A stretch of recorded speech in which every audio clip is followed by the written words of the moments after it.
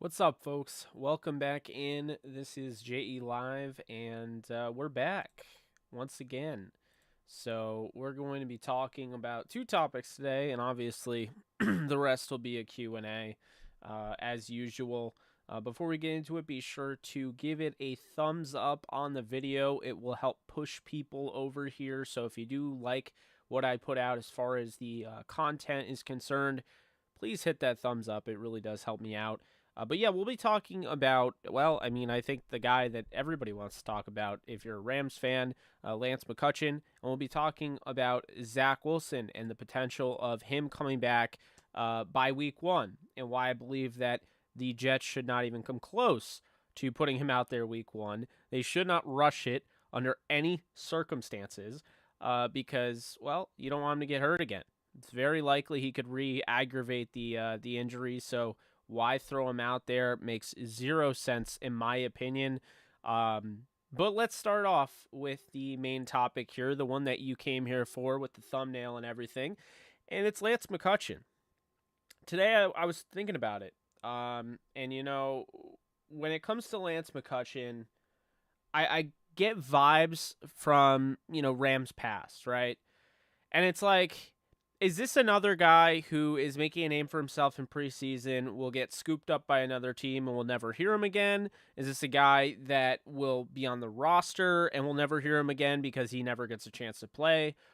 Or does this guy have NFL tools to the point where we could be seeing down the road, he's a Victor Cruz type of UDFA that comes out of nowhere and actually has a role. And before you kind of throw that idea away, let me just say this right now. We don't know what Lance McCutcheon can be for the Rams. We don't know what the Rams are even planning with him. It's only been one preseason game, and I mean, the guy's obviously talked about. And this kind of gives me, the reminiscent idea of, if you remember Nelson Spruce in 2016. And the thing with Spruce is I think he was talented, and I think he was legit, and I think he translated to the NFL, but he couldn't stay healthy. And that was going back to his days at Colorado. He couldn't stay healthy. When I look at Lance McCutcheon, I went back and I watched his tape today from Montana State. He's literally playing how he did at Montana State. It's like not any different for him. And on top of that, you're getting reviews for him in camp. So it really does make me wonder, for a team that has, really shown they're not afraid to let anybody go. They traded away Robert Woods. They moved on from Todd Gurley. They traded away Jared Goff. This team really, unless you're part of the core four, I think that you're not guaranteed anything. And, the core four I'm talking about, Jalen Ramsey, Aaron Donald, Cooper Kupp, and Matthew Stafford. When I look at, obviously, Allen Robinson, I think it's going to have a monster year. But think about this. What if the Van Jefferson thing doesn't go the way we want it to? What if there's an injury again? What if things come up? And then you have Skoranek, and then you have Tutu Atwell, and then you have Jacob Harris, and then you have Brandon Powell. Well, I'll say this. McCutcheon getting an opportunity in an offense led by Matthew Stafford, does that not present a possibility for a breakout, for an emergence? I mean, if you think he's doing, good things with Bryce Perkins, obviously no knock on Bryce, because I think he played pretty well. But if you think he's doing, well with Bryce Perkins, can you imagine what he would do with Matthew Stafford? And that's kind of the whole, this is what it plays into. NFL talent is NFL talent. And we've seen it many times before. Sometimes receivers aren't that good. They have a great preseason. It doesn't transfer to the regular season.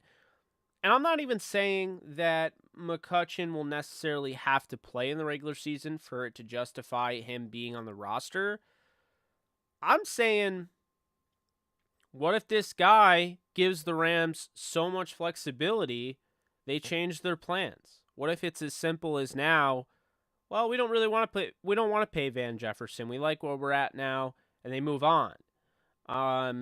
there are a lot of wide receivers that can play on this roster. And, when you look at Cooper Kupp and, obviously having him the next 5 years, you have Allen Robinson 3 years. Van Jefferson, you drafted him pretty recently. So you'll have him for 2 more years before he has to get paid. You have Tutu Atwell. You have Jacob Harris, came from the same draft last year. You have Skoranek, came from that draft last year. You have Brandon Powell, who, yes, he could have he could definitely have, a chance on this roster, but, is he somebody that's going to be around long term? I don't think so. So when you think about it, there's a pathway here. And I understand everyone, is probably wondering, like, what about Odell? And, well, Jake, you like Odell. You want Odell. You've said Odell's going to come back. So why would you say something like this? And this is what I would say to that. Odell Beckham Jr. is in his 30s, okay? Obviously, I love Odell Beckham Jr. Love him. And I believe he will be back. I don't think necessarily, though, that is the end. And he's not 30 yet, by the way. It's November. Just throwing that out there. But Odell can come back, and there is actually a scenario where Odell and Lance McCutcheon are on the same roster. I know, mind-blowing, but, it's possible. They're not keeping 9 receivers, but, why are we just assuming McCutcheon would be the guy they let go? Why are we, that's the thing. So I'm not saying, necessarily to jump over the gate, buy into this guy, call for him to be, the guy in LA. I'm not saying he's the number 1 receiver, number 2, number 3, even number 4. But what I am saying here is he's now become a very interesting topic here for the Rams and in preseason. He's become a fan favorite overnight. And furthermore, I wouldn't rule out him having another good preseason game against the Texans this week, against the Bengals the next week, making the roster, and God forbid anything happens to anybody, him sliding right in there and looking the part. The guy is working his tail off, and he is in the right system. He has the right wide receivers coach in Eric Yarber. I don't know. I have some decent feeling about him. I understand. You think about, guys in the past, Tristan Jackson, you think about, Nelson Spruce. He's not the only one to ever emerge in preseason for the Rams, but maybe we should look at more as a Denari Alexander. And I'm not saying he'll blow up like DX did. Obviously, DX had way more opportunity because the wide receiver group wasn't that good. The team wasn't that good. So he got more opportunities. But think about this. Lance McCutcheon ends up being that guy. Now, you're pretty loaded with actual depth. Not just the term depth, like real depth. Like, you're talking wide receivers, you're talking players that you can count on type of depth. And that's an exciting thing. So, there's no way to know for sure. Obviously, we have to wait, and find that out. And if he ever gets an opportunity, that's when we will. But I definitely felt it was worth bringing up and talking about. I'm curious what you guys think. I'm going to be looking at your questions now and comments and all that. So let's dive into it. OBJ who? I'm not quite on that wavelength here, but I hear you. What's up, Jake the Snake? How are you doing? I'm good, Michael. How are you doing? Man, have the Yankees fallen off a cliff? Yes, they absolutely have. I would call up a bunch of minor leaguers and try to, light a spark, but we'll see what happens. Yeah, good for him. Maybe it's the Dodgers hitting coach. Maybe it's he didn't want to be good in New York and didn't try. I don't know, but he clearly is hitting completely different than how he was in New York. And you look at his swing and the adjustments he's made. He didn't make those in New York, I'll tell you that. There was a lot of Twitter debate on Lance, and there's going to be. I think there's going to be a lot of debate with this guy. I think when people, they try to err on the side of caution, when it comes to these guys, and not to get too crazy. And then you have one side of the spectrum where everybody wants to get crazy. Everybody wants to jump up in the air. I put a short form content video out there on YouTube. Okay, I put a YouTube short of Lance McCutcheon, and within the first 30 minutes, it had 12, I don't even know what that was, 12,000 views. Lance McCutcheon is a fan favorite now. He's a topic. He's somebody that everybody wants to talk about, good and bad. Because, there's the group of people that as soon as the guy starts to, as soon as he starts to take off and he starts to make a name for himself, there's people like, oh, hold on a second there. Don't be calling him this. Don't be calling him that. Let's see what he does. And then there are the people that are on the other side where they're like, he's a Hall of Famer. I would cut Skoranek. I'd cut Atwell. I'd cut Van Jefferson for him. I tend to be in the middle, but leaning more towards, I don't want to say the Hall of Famer, but the extremist positive side. Because here's the thing. I'm not on that side. I'm not an extremist in pretty much any of my views, except for Matthew Stafford. If you don't think he's an elite quarterback, I think you're wrong. I have views like that. They are out there. But the idea that Lance McCutcheon can't be something because it's just not supposed to happen. Like, I've heard that. I've heard the argument that has been made before, and what I've heard is, well, if Lance McCutcheon ends up being good, then that's going to put the Rams in, a situation. They're fine right now. They don't need him. They're going to get Odell. And it's like, maybe that's not meant to be, And this is a team that doesn't just side. It's not a bunch of favoritism.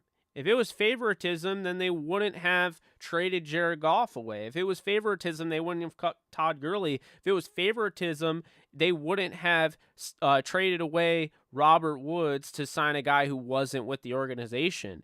There really isn't favoritism when it comes to their players. I understood in the past when you had Jeff Fisher, you would typically lean towards signing the Titans guys. And that was the thing. So that was a big thing. Everyone's like, oh, here's another Titan guy. Here's favoritism at its finest. The Rams don't have that. They go out and get players that they believe in. And anybody that wants to throw the West Coast bias out there that the Rams only go after West Coast players, well, why did they go after a Notre Dame kid that literally grew up in St. Louis in Kyron Williams? Why did they draft Logan Bruss, who was nowhere near the West Coast, playing at Wisconsin? I don't always agree with that. I don't agree with the location stuff. I think, yes, there are some biases out there. Like, do the Patriots tend to lean towards Rutgers players more than any other team? Yeah, they do. It's out there. That's just a fact. But there's not this, this favoritism that could lead me to believe that Lance McCutcheon isn't going to get a fair shake. I think he is. And so I think it's incredibly interesting, and I definitely think it is a topic that needs to be discussed because until the Rams play on Friday, we're going to still be talking about it. It's news. It's something. It's a topic to discuss. It is thought-provoking, and it's something like, look, this guy might not just be just a guy.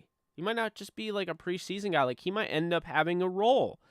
And, that's exciting. So, in addition to that, I wanted to touch on a few things. So, to catch up, as you guys know, Kyron Williams was reinstated to the active roster on the 8th. So was Warren Jackson, the wide receiver from Colorado State.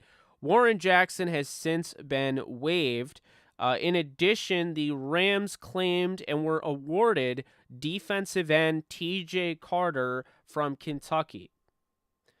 That's right. If you've been following, that means the Rams literally got another T.J. Carter on the roster. It is not the same guy. I was confused too. So they have 2 T.J. Carters now on the LA Rams active roster. And they waived a bunch of guys today. They waived Cameron Dicker. I don't love it, but it's interesting because now Riley Dixon's going to have to punt on Friday. So we'll see how that goes. Offensive tackle Adrian Ely, who played a decent game and probably wasn't one of the ones deserving of getting cut, but nonetheless. Luis Perez. And this is it's kind of sad. I feel for him. He knew probably he was coming into Rams camp as a camp arm, but I don't think he realized he wasn't going to get an opportunity to play in preseason. Maybe he was told ahead of time, but this pretty much just speaks volumes to my point that Bryce Perkins isn't going anywhere, folks. He's not going anywhere. Because if he was going somewhere, then Luis Perez would have played. Bryce Perkins is playing because they want him to get all the reps in the world that he's not going to get in the regular season. He'll be the backup next year. So I think that's what I read when I saw Luis Perez was waived. I thought more of Bryce Perkins than I did about Perez. I don't think Perez was ever going to get an opportunity. When he didn't the first game, I didn't think he was going to get the second or third. So, on top of that, the Rams they waive tight end Jamal Pettigrew. That hurts. That's my guy. We interviewed him. I really like his skill set. And one thing I'll say is waiving a guy this early on it means two things. One, they're that bad that they're not making the roster under any circumstances, and there's no point to hanging them on the roster. And I'm not going to say anybody on here is that bad. I know Caesar Dancy Williams is the other player that was cut, and I'm not going to say he's that bad where they're like, we got to get him the hell off this roster. But one thing I'll say is that it could also mean this.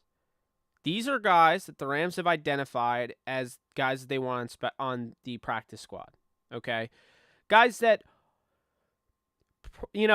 they're good enough to want on the practice squad, good enough to kind of want to cover up, but not good enough in a sense where you have to worry about a team picking them up necessarily. And I don't mean that offensively, but not a big enough name to worry about a team picking them up during preseason. So if you want Jamal Pettigrew on your practice squad, and that's something that you want to happen, then I wouldn't be surprised if they waive him now. They liked what they saw in camp. I don't love it because I thought he should have gotten more playing time and should have gotten more tape out there. But anyway, they liked what they saw in camp. He has no tape out there, so there's not a lot of teams that have info on him. And so they're releasing him now because they already have in their mind that they want to bring him back. Maybe the same thing with Caesar Dancy Williams. Maybe the same thing with Luis Perez. Maybe Perez comes back on the practice squad. I don't know. But I do know that teams had to put the roster from 90 to 85 due to this really stupid NFL roster trim deadline. And then August 23rd, which is next Tuesday, and I will be at the Yankees-Mets Subway Series game, so I will not be live that night, just letting you guys know. They have to get the roster from 85 to 80. So that's the next date to keep in mind.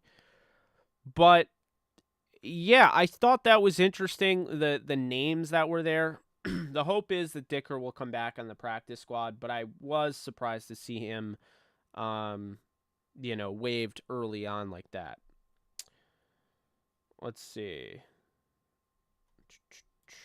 Just got a pass by SoFi Stadium to check out some sweet picks. Just a second ago, it's amazing how huge it is. Oh, yeah, I can only imagine. I haven't been there since it's been fully built, so I'm jealous. But that's awesome. Can the Rams sign OBJ already? I don't want to see Vaughn get his way in Buffalo. I'm with you there. I don't want to see him get his way either, but he's not going to sign anywhere, I don't think, until he feels comfortable. So, I mean, OBJ isn't in any hurry to sign. I don't think he's signing anytime soon. Thanks for the hard work, Jake. Appreciate it. I hope the Rams get a two-peat. I have a feeling they can do it. I do too, and thank you, by the way, for the kind words, Philip. I appreciate that. But I do think it's very realistic to say that this Rams team can win 2 straight. I definitely think so. They can get that two-peat. Sup, Jake? We fit in McCutcheon with his gold jacket tonight. Not quite. I'm not on that train, but I do think that this guy can be better than just a UDFA camp wide receiver like some want to say. Because there are some things that he did in preseason that translated over from his college days. I understand level of competition isn't on the level of a regular season game, but it's there. He's got the tools. So if he gets the opportunity, we'll see. Seattle Rams is on the side of caution. Yeah, I understand when people are on the side of caution. There are people that are way too far on the other side where they're like, yeah, he's just not good at all, and he ran a 4.57, and it's like, okay, Cooper Kupp ran a 4.62. You have, and I actually can't stand this when people argue about stuff like this. You have different things that you can say. You can point to things in his game, reasons why he went undrafted, whatever. But if you bring up his 40 time and you say that's why he can't succeed, when the guy who just won the freaking Triple Crown ran a slower 40 time, I'm going to lose respect for your argument. You're not having an argument at that point. It's not even relevant. So I hate when people say that. But, anyway. Lance has a story of a future Hall of Famer. He does have a cool story being a UDFA. I was really impressed with Lance's play, but don't we have enough receivers? We need to just sign OBJ and we are set. Yeah, but here's the thing about that. It's like when you have... It's the same thing in baseball. When people are like, just DFA him. Just DFA him, Just designate him for an assignment. DFA him. Here's the problem with that. Everybody has value. May not be a lot of value, but everyone has some sort of value. You have to understand that it is incredibly irresponsible to let a guy like this go for no value in return. You found him. If you caught him, you're going to have to live with the fact this guy could go to the Arizona Cardinals, he can go to the San Francisco 49ers, he could go to Tampa Bay, Green Bay, Minnesota, New Orleans, Seattle, the Buffalo Bills. I don't care who. He could go to anybody. He could beat you in a game. They could end up finding the next Victor Cruz, and you're the one that found him. You're the one that was developing him. You're the one that saw it first. But you turned a blind eye to it because we had too many receivers. So I never really bought into that. When you find talent, you hold on to it. That's kind of my thoughts on that. You got to hold on to it. And, obviously he's got to keep this up, right? He's got to be good this week. He's got to be good next week. He's got to make plays. He's going to have Bryce Perkins. It's official he's going to have Bryce Perkins as his quarterback for the rest of preseason now. Luis Perez is out the door. So, because of that, you got to, that rapport they built, that's got to carry over. And I think it will. I think McCutcheon's far from done. And what I liked about him watching, his game is that he was fearless, man.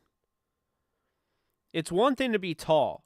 How many times have we seen a Rams wide receiver in preseason running the 4.3s, 4.4s, and is 6'4", and gets cut in the first wave? It happens. It's happened plenty of times. And that's my point. That's what it comes down to. Oh, well, yeah, I don't care. Skoronek's 6'3". He doesn't use his body like that. Allen Robinson does. So you got McCutcheon at 6'3", 202.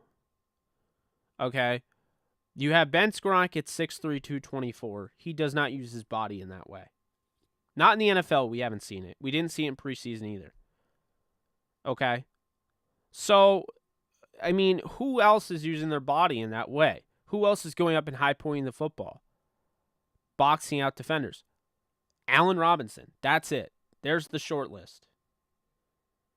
So, I'm just saying, don't sleep. There have been guys in the past, I know. There have definitely been guys in the past the Rams have had in preseason with that speed, that size, whatever, and it's been like, okay, they're just the guy. I don't think he's just the guy. I don't. I also don't think he'll be, Calvin Johnson, but, he doesn't have to be. Let's not lose sight of the fact that if you get a starting receiver or even a backup receiver on a Super Bowl roster in UDFA when you don't have a pick until the third round, that is a massive success. Massive. It speaks volumes to how the Rams develop, how the Rams scout, and how the Rams ultimately pull the trigger and make their decisions. That simple. Who do you see playing a bigger role on our defense, Kendrick or Durant? It seems like this is a really interesting topic as well, because there are a lot of people that seem to lean towards the idea that Kendrick has surpassed Durant. He did have the better game, but they're different corners. I think Kendrick is more, I think he's more suited on the outside. And it's not to say that Durant can't be an outside corner, but I like him more on the inside early on in his career. And I think he'll be a better slot corner. He has a higher floor, I think, right off the rip for his slot corner ability. But I think Kendrick has already shown that, he's definitely rosterable. No doubt. Like, he will be making the roster. They're not cutting him.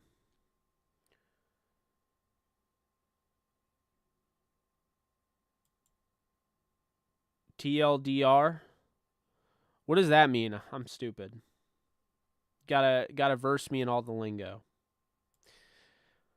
Let's see Lance go one-on-one with Ramsey. He can be 50-50 versus Ramsey. We have ourselves a diamond in the rough. No more Dicker and Gate. Well, I wouldn't rule it out. If Dicker makes the practice squad, we could end up seeing him at some point. Any reason why we waived Dicker? Thought he did great. I thought he did well as well. I think really what it comes down to is they probably identified him as a guy that they want on their practice squad. They're hoping that no one's going to pick him up during preseason. If that's the case, then he'll be easy to scoop up, and, he's already kind of gone through the waivers, So that'll be an easy practice squad signing. What's up, Ted? You enjoy your vacation? Sounds like fun. Yeah, I'm not saying he's a Hall of Famer. I mean, he's never played a regular season game. Let's, pump the brakes there. They really should. It's gotten to be ridiculous because now you're penalizing teams like the Rams that do a good job finding talent, and they just did too good of a job. They just found too much talent. That's where we're at. The NFL penalizes you if you're too good at finding talent. Remember that I said that. So,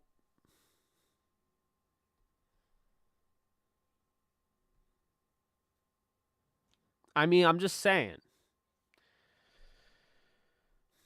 Yeah. Well, you're here now, so that's good. Ben Skronk has proven to be a ball dropper. Hope the team moves on from him.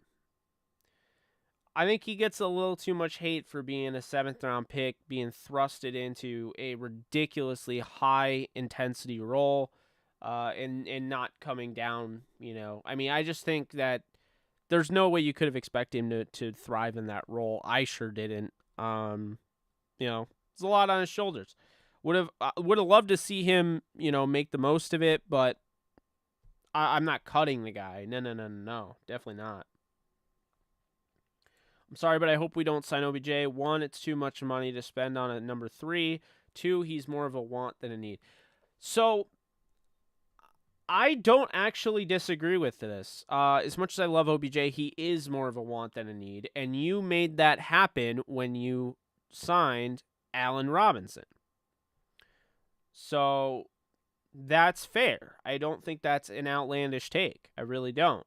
I personally do want him, but I recognize it's more want than a need.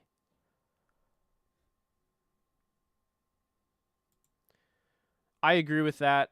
Welcome to the Lance McCutcheon show. Yeah. He looks like a great possession receiver with a large catch radius and great hands, but I'm not cutting anybody for a dude that had one great game. I think we keep him. We keep 8 receivers. I agree with you. I don't think they need to cut anybody, and that's been my argument the whole time, is that I don't think you need to cut anybody. Just to assume that you need to cut anybody, I think, is wrong here because, like I said, obviously we could use a roster expansion. 53 is ridiculous, but regardless, the Rams can work around that. They can, because like I've said before, and I'll say it again, the Rams would probably just classify, air quotes needed, Jacob Harris as a tight end, and there you go. Now they're keeping 8, but really they're keeping, well, they're keeping 7, but really they're keeping 8, if that makes sense. Cooper Kupp 1-on-1 versus Jalen Ramsey on 3rd and 5. Who you taking? I'll take Cooper Kupp, but I think, I mean, the best wide receiver versus the best corner. I'll take Cooper Kupp, but it's definitely tough. But I've seen him come down with so many contested catches that I would take him. Jake, do you think Skoronk gets too much hate? I do. 100%. Yeah, that I'm not willing to go that far. To London Reed. Okay, thank you. Seen his college highlights, and he definitely was slept on, but by the end of the day, he chose the Rams. Yeah. He chose the Rams because he knew he was going to get playing time in preseason and probably thought he had a shot at making the roster. Him and his agent probably went over it, identified that he did have a shot, and that's where we stand. We tried to get him on the Downtown Rams podcast. We agreed, but time constraints and everything got in the way, and we never got him on, unfortunately. Would have been a nice interview. Jake, what are your top 10 teams going into the season? So no order. I'm going to say the Rams, the Bills, the Rams, the Bills, the Ravens, the Chargers, the Raiders, the Chiefs, the Bucks, the Vikings, the Packers, and I'm between the Niners and the Broncos. You know what? I might even go the Eagles or the Saints. That's kind of a toss-up. I think at that point, I'm going to go with the... Oh, that's tough. I'll go Saints. Yeah, I'll go Saints there. Top 10. Let's see. Oh, man, you're brutal. Skoronk just needs to improve on his hand catching. I mean, yeah, he's definitely got to work on framing the ball, but it's something. How else is he going to get better if he's getting cut, 1 year, he plays in the Super Bowl. I mean, you can look at it 2 different ways. I'm going to choose to look at it the positive way, is that this guy he has invaluable experience that he's acquired from playing for the Rams in massive moments that you just can't sleep on. Massive moments we're talking about. So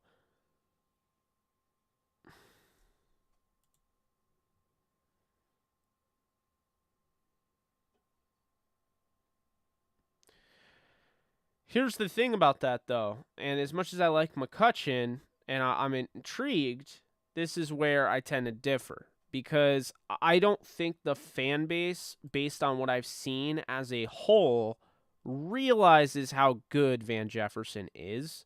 I understand, okay? I understand, I was annoyed too. He didn't go up and high point the football. He didn't box out, the defender, Jesse Bates in the Super Bowl. But, I mean, this guy was top 7 in the league in yards per reception, okay? A true deep threat. There are a lot of people that said to me last year, we need a deep threat, we need a deep threat, we need a deep threat, okay? And I said we don't.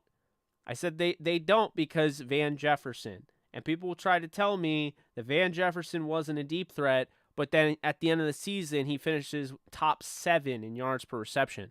That is a deep threat, my friends. That is a deep threat. He had 800-plus yards in his second season after last year having around 200 yards. So he's improved considerably in 2 seasons, And now that he's a little banged up in camp, I feel like people are kind of giving up on him. And I'm not in that boat. I don't think anybody needs to be given up on. I don't think Skoranek. I don't think you need to give up on Powell. You don't need to give up on Atwell, Harris. I understand Harris being that big is a little bit of a concern. Okay, because he has had issues getting hurt. He got hurt again in camp. He's back now, although he banged his knee against Terrell Lewis today. So go figure. But they have a lot of talent. They don't need to cut any of these guys. Okay, they can add McCutcheon in the list. They should keep 8. They all have value, and it's that simple. So, Jake, excluding Lance, what 3 players impressed you the most on Saturday? Well, Perkins definitely. I know there's some people that want him to throw the ball more. What I would say to that is, he tried. When you don't have a really good offensive line, you have a guy that comes in, he has a 7 grade pass protecting on PFF, and another guy who's a 0 grade. That kind of tells you how your day went. So Perkins really was running for his life the majority of the game, and the fact that he was able to throw some of the passes he made was impressive. I mean, I thought the throw that he made in double coverage, throwing it up there for McCutcheon, was impressive. Another guy that I really like was Jake Hummel. Whether he makes the team or not, I don't know. I would make it. I would put him over Roseboom. I don't think he will because Roseboom didn't play. But I think when you look at what Hummel brings to the table, obviously the sideline-to-sideline nature, the athleticism jumps off the page. He's the best tackler of the bunch. He had 10 tackles. He led the team in tackles. And this is somebody, I like the way he wraps up. He's trying to knock the ball out, but he makes sure to secure the tackle before he goes all crazy, out of whack, and tries to make a play on the ball.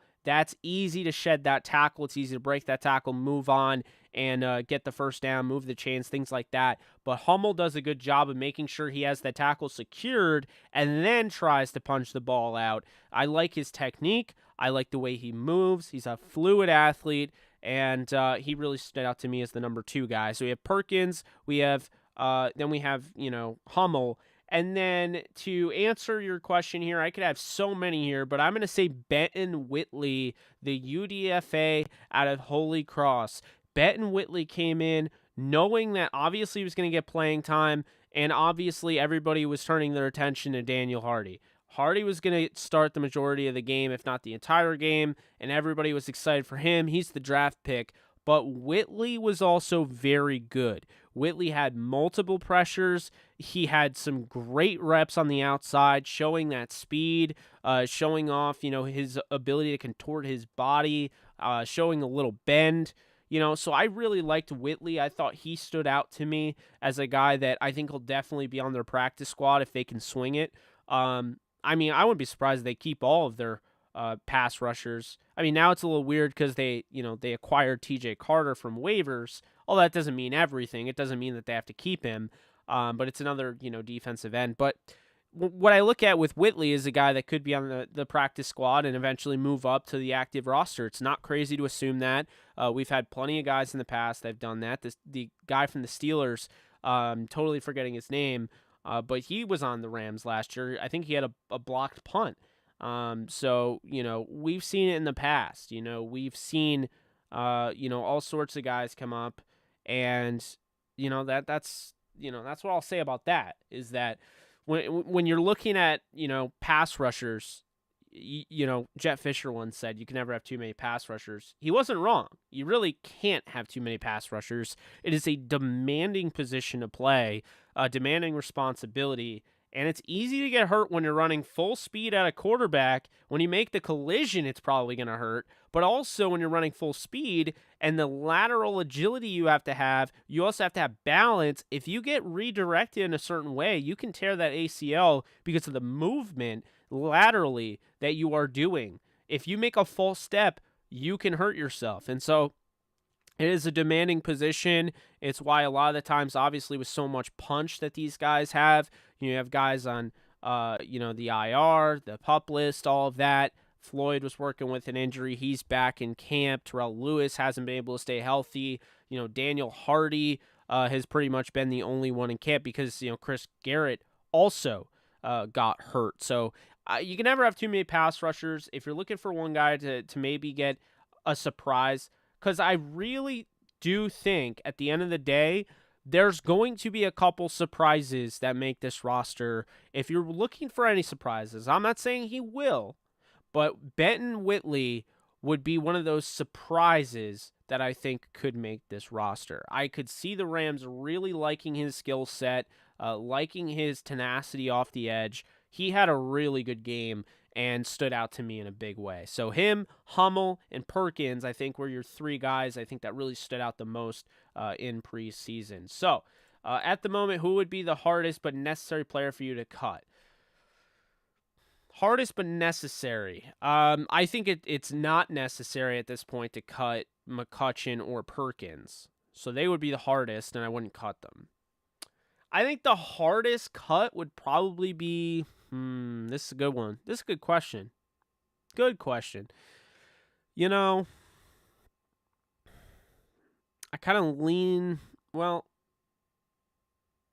yeah, this is tough.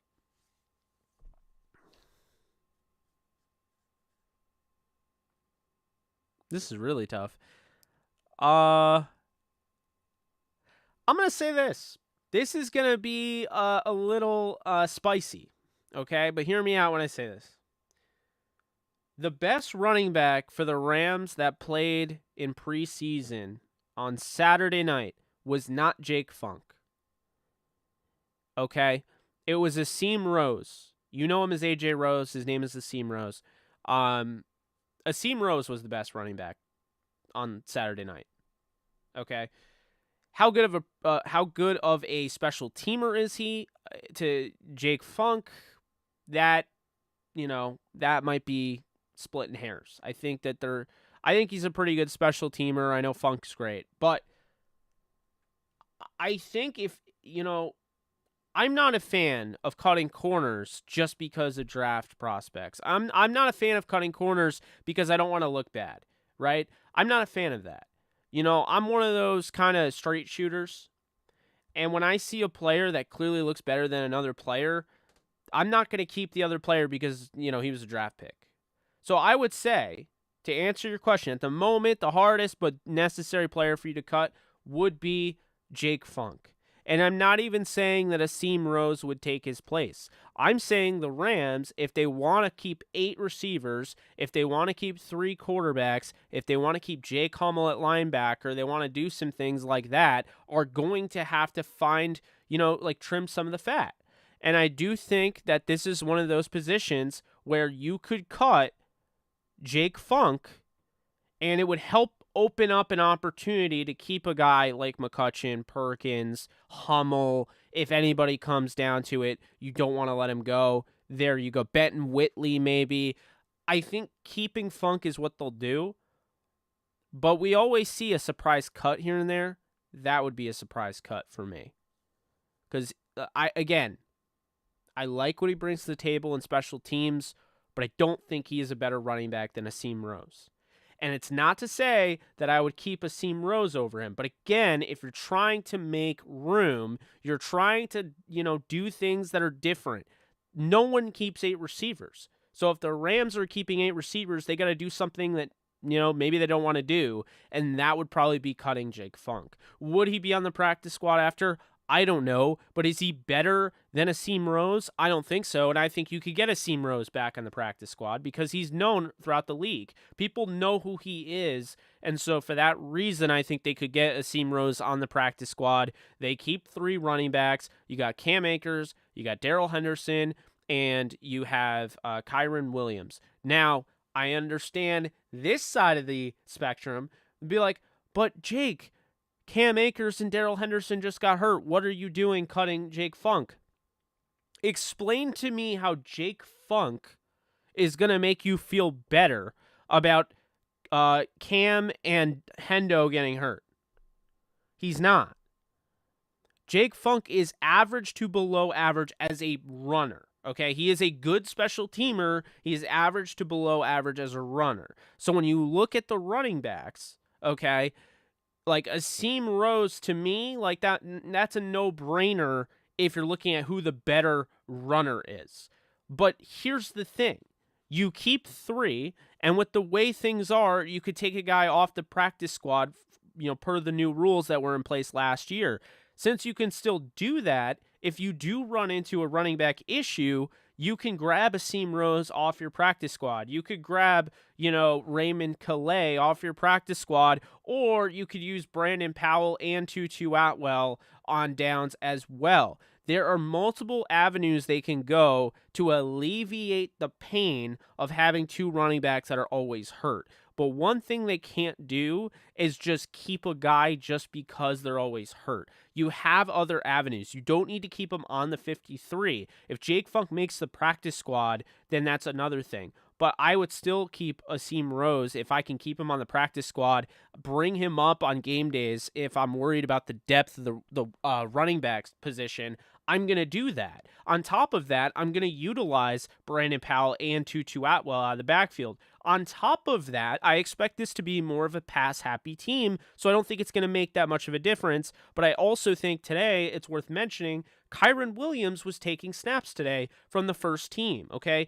I understand there are injuries in camp, and they've pretty much shut down Cam Akers until the regular season. But the fact is this. Kyren Williams was drafted in the 5th round, and he's likely going to take over as the number 2 if and when they probably let Henderson walk in free agency. So with that said, you look at everything that he brings to the table as a pass protector, as a former receiver in his own right, and a guy that can run in between the tackles or can bounce the outside.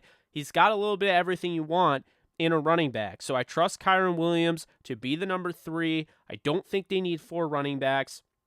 And so at the end of the day, if they lose Jake Funk, that sucks, but Asim Rose can chill around the practice squad. They can go out and they can get Kalen Ballage if they want to, add him to the practice squad. They can add Malcolm Brown. There are guys out there. There is zero reason to let a guy that you really want to keep to go to a Niners team or go to Seattle or whoever so you can keep Jake Funk. I'm sorry. I can't subscribe to that. There's a guy that plays just as good as special teams and maybe is as good of a runner as he is. He's just not a draft pick. He was on the team last year, Buddy Howell. There is zero reason why the Rams need to keep Jake Funk if they need a running back, because there are running backs out there. We've gone through it. David Johnson, okay? He's in his 30s. I don't love it, but he's out there. Carlos Hyde, God forbid the Rams need a running back, they could get a veteran, okay? I personally would go after either familiarity and Malcolm Brown, or I would go after a guy that I really think would thrive in this offense if he ever was given an opportunity, Kalen Ballage. But that's it, okay? They don't need to keep him. They're going to have to make a tough call, okay? That is the tough call they need to make. There's no reason to keep 4 running backs. They don't have 4 running backs that they need to keep. Asim Rose, I would argue, but I would just say I think you can bring him on the practice squad. So that's what I'll say about that. Great question, Scott. That was a tough one. And then I kind of found my way and then kind of went off on a usual tangent like I do. Ow, that hurt. What thing of Rams last week didn't get to see it being in Florida, stuck watching Bucks and Finns game? What did you miss from the Rams last week? I mean, you missed the preseason game against the Chargers. You missed Perkins. You missed Lance McCutcheon's emergence, 2 touchdowns. You missed Austin Trammell's solid day. I thought he had some good moments there. The offensive line wasn't very good, very up and down. The running backs did the best they could with not a lot of blocking. Then the defense, you saw some good pressure from the Thomases, Braden, and Keir. You got good pressure out of Daniel Hardy and Benton Whitley. Some good stuff out of Bobby Brown up the middle. You got Ernest Brown getting a sack. The secondary had its moments, but you got a huge interception to end the game. Daniel Isom, who was on the roster bubble at safety, maybe a practice squad guy there. And then you had a really nice almost pick 6 by Darion Kendrick. Good linebacker play from Jake Hummel. Really good special teams play from Anthony Hines III. So again, if they wanted to keep him, they'd have to make a tough decision here and there. And Jake Gervais, a former safety who has unbelievable testing metrics. Looks better at linebacker this year than he did last year. Had a pretty good coverage grade according to PFF. And I thought I saw that on tape. So That's pretty much what you missed. The Rams won 29-22. Ben has to stop eating popcorn before games. Any good movies out there now? What was the one that just came out? The one with Jamie Foxx, I'm thinking. Let's see. New movies. I'm trying to think of what it is. I think it's the one with Jamie Foxx. Yeah, what is today? The 16th? And it came out yesterday, I think. Well, anyway, I know on the 19th, if you're interested in horror, Orphan First Kill, it is the Orphan prequel. That's coming out on the 19th. That's what I'm looking forward to. The She-Hulk TV series comes out tomorrow. So that's cool. So yeah. Actually, it comes out Thursday. So actually that's wrong. But yeah. I don't have a ton though. Looking at this this list, I don't have a ton here, but yeah, that one with what's his face that I just mentioned. Yeah, that's with Jamie Foxx. That's the one I was talking about. All right, he chose the Rams because of the first team that called. Fact, it's on his interview. Oh, nice. Who you got? Cooper Kupp versus Andrew Tate game on the line? Of course it's Cooper Kupp. Andrew Tate. Oh, that guy's a buffoon. Sko is a McVay guy, not going anywhere. That's also true. What's up, GOAT? If the Rams cut McCutcheon, I'm going to be really disappointed. Wouldn't be the first time I was disappointed with the Rams cut. It's that time of year, right, where you get all excited and things are great and you're excited for the season, and then they cut a guy that you like and you get upset. Van is a deep threat who runs great routes. I hope he heals and takes a big leap. He's one of the most underrated players. I agree with that. What's up, DC? Remember, Van was playing the Super Bowl on one leg. That's also true. People keep remembering the bad play on Van in the Super Bowl. Of course, everything's magnified in their Super Bowl, so it does make sense. OBJ was more of a want than a need last season, but we still should sign him in case of injuries, just like the back half of the last season played out. We need him throughout the playoffs. I agree with that.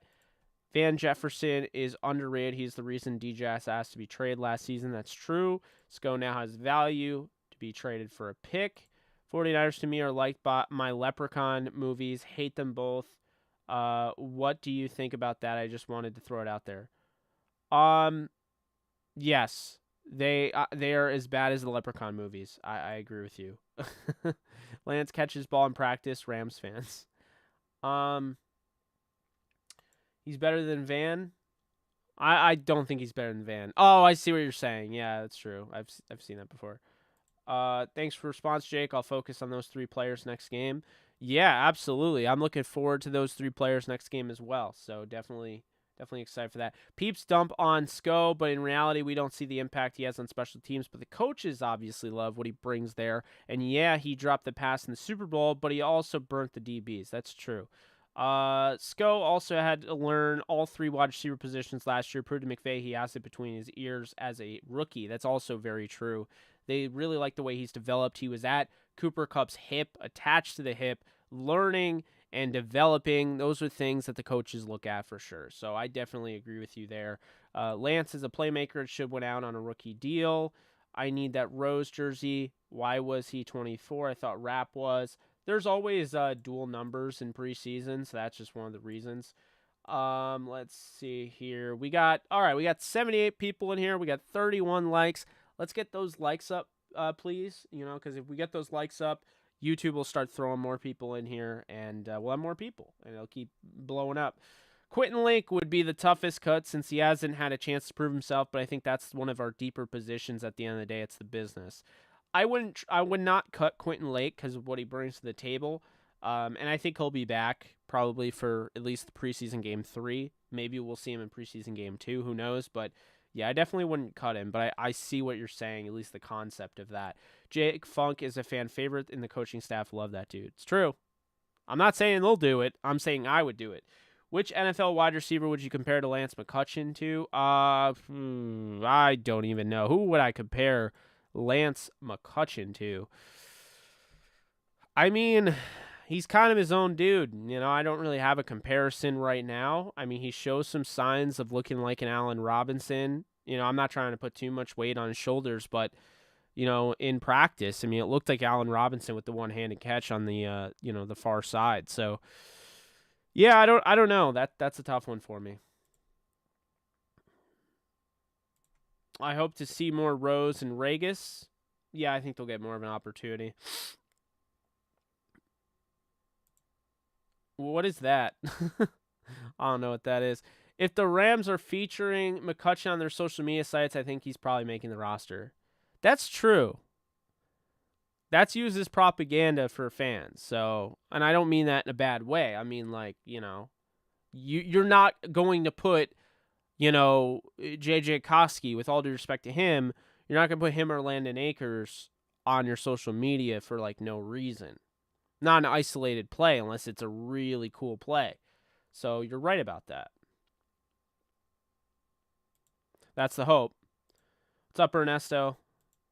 It's also funny that people are freaking out about the running back position when all signs over the past 2 years have pointed towards us leaning more towards a pass-heavy offense. Exactly.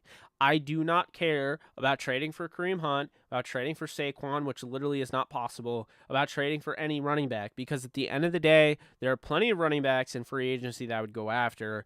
But also on top of that, they already have running backs on the roster if they want to keep 4. And on top of that, they don't run the ball enough, or they're not going to run the ball enough for it to really matter. When they ran the 12 personnel grouping last year, that was to get comfortability with Sony Michel, because Michel didn't fit the actual offense. That's what that was. Day shift, yes. I want to see that at some point. I like Jacob Harris. He's just got to stay healthy, and hopefully he plays this week. We'll see. I mean, that'll be telling. LA TV station was showing Raider preseason game. Oh, that's weird. Thoughts on Rapp? Well, he's considered a co-starter with Jordan Fuller, so clearly, he's highly thought of. I like him. I think he gets a lot of crap, but, Michael Thomas. There's another one. What's wrong with the Yankees? They can't score runs. They just can't. They can't do it. They've had really good starting pitching, and they just haven't been able to score runs. Hopefully, they're going to start bringing up the kids, because it's time. It's time to bring up the farm.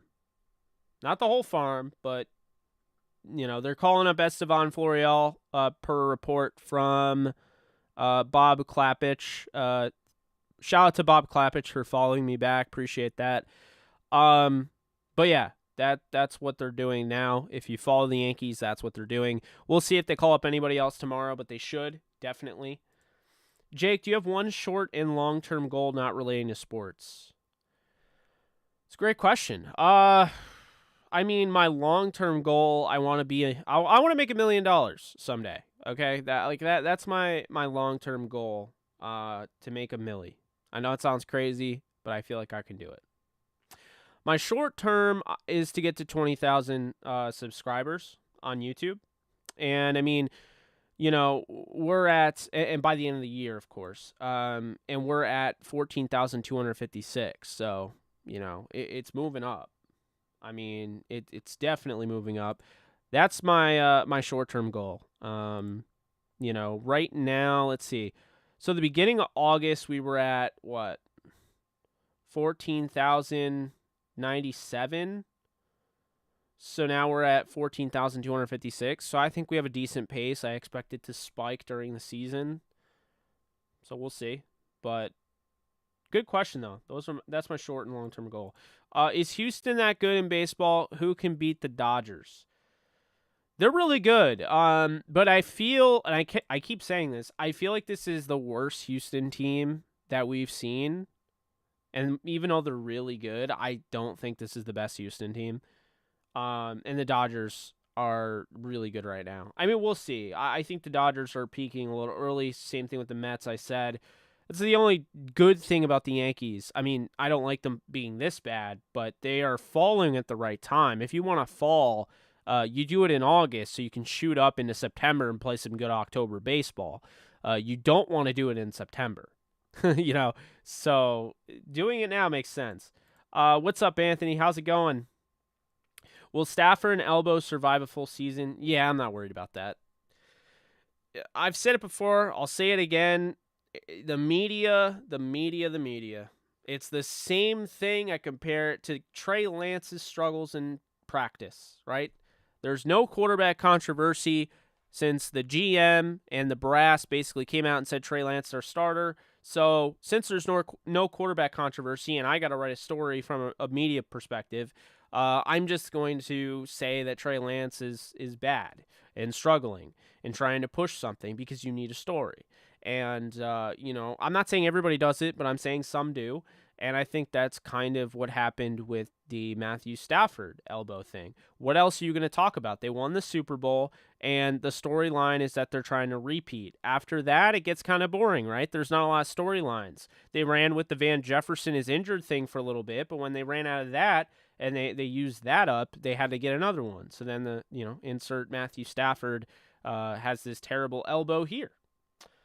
If we keep Lance, I hope people don't expect to see him on the field much, barring injury. He's barely going to get playing time this year, especially if we bring OBJ back. Yeah, that is my concern, but it's a little concern that's not a big deal, right? People are going to want things. Doesn't mean it has to happen. You know me. You know my thought process. I made it very clear. You keep Lance McCutcheon.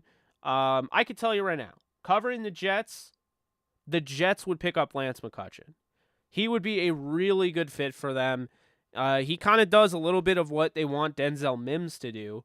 And so I think he'd be a really good fit for them. And I think they're one of many teams that would be interested in Lance McCutcheon. So to just assume that the Rams would be able to get him back from waivers would be incredibly irresponsible. But, when you're getting him back, though, keep this in mind. If they keep him, they're keeping him to make sure he doesn't get picked up. It's not necessarily that they'll use him during the season. So, fans are going to be fans. They're going to call for what they want. But at the end of the day, you got to be a little bit more realistic and understanding that just because McCutcheon is on the roster doesn't mean he's going to be a fourth, doesn't mean he's going to be a third or even a fifth. It means that he's on the roster. It means that he's probably going to be inactive every day. And then the next year, he'll go into camp, year 2, having been on an NFL sideline the whole year, been in camp, had NFL practices. That's how that'll go. Jurassic World 3 extended cut is good? Interesting.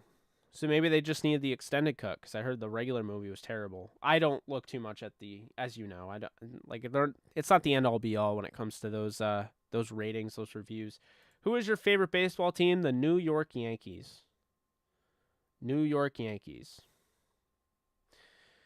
I think so too, Anthony, which is a shame. I wanted him to be good. I like the skill set he had. Sometimes it just doesn't pan out. But, I think Jeff Smith offers too much as a special teamer, and I don't think he's that bad of a receiver, so I think they'll keep Smith. But this goes to my point, because as much as I like Smith for the Jets, if Lance McCutcheon was available, he could challenge Braxton Berrios for the 4 spot. I'm not saying he'd beat him out, but, he's that good.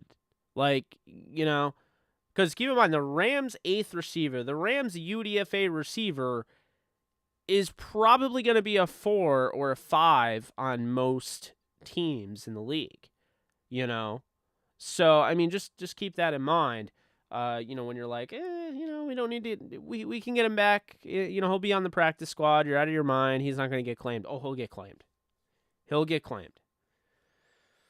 We don't care about the running game. We are a passing team and just run occasionally. I think they're going to run more than occasionally, but yeah, I'm not a fan of trading I'm not a fan of trading assets for a running back, and I'm not a fan of going out and being like, we need Jake Funk to be on the roster because running backs. No. Is he one of your best 53 players? If you can't answer yes with a resounding yes, then he should not make the team. It should be that simple. You should keep your best 53. Does that sound weird? Maybe, okay, like you're not going by position. You should still keep your best 53, no doubt. Sounds about right.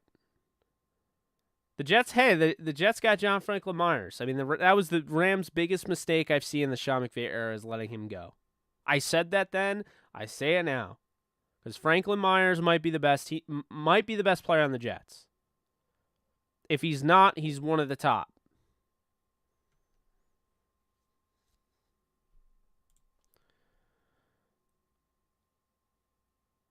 Oh, yeah, that is weird.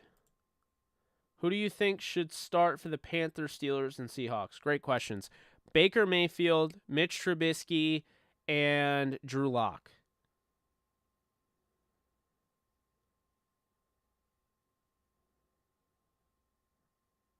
So,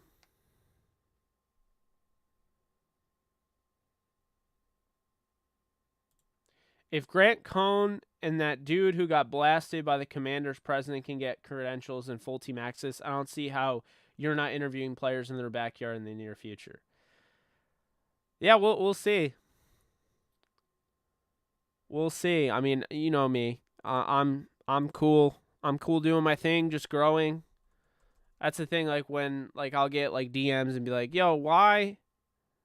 You know, why aren't you bigger?" And I'm like, "Well, I think I'm like decently big. I mean, I'm not saying that I'm like too big for myself. It's not an ego thing, but I think I'm doing like all right. Like because I know that the whole point of that when they bring stuff up like that, it's like they mean it as it's like a compliment to me. Like you should be bigger than you are. Like you do such great work. You should be way bigger. You should be making way more money. All that. So while it is a compliment, I kind of like it's it's not a big deal, right? Because it'll eventually all equal out in the future. But yeah, I mean, I definitely wouldn't mind getting to that point. And I think I will at some point. Although, is that really what I'll want to be doing all the time? I really don't see me stopping these shows because I like interacting with you guys. Now, when it does get to the point where this, and we're gonna get there someday, where I already have a hard time. I try to answer everybody's questions in the comments section, and I fall behind all the time. So we are gonna get to a point where the comment section's too much, and it's gonna be crazy. And I'm going to feel bad that I can't answer everybody. But I keep hitting my elbow on the table. But, until then, we're going to enjoy the ride and we're going to continue to try to answer everybody's questions and address everybody's comments. And it may not always be everybody's comments. I may miss some, like this one I missed. What's up, Charles? But I'm going to do my damn best to make sure I don't miss anything. Let's see. Who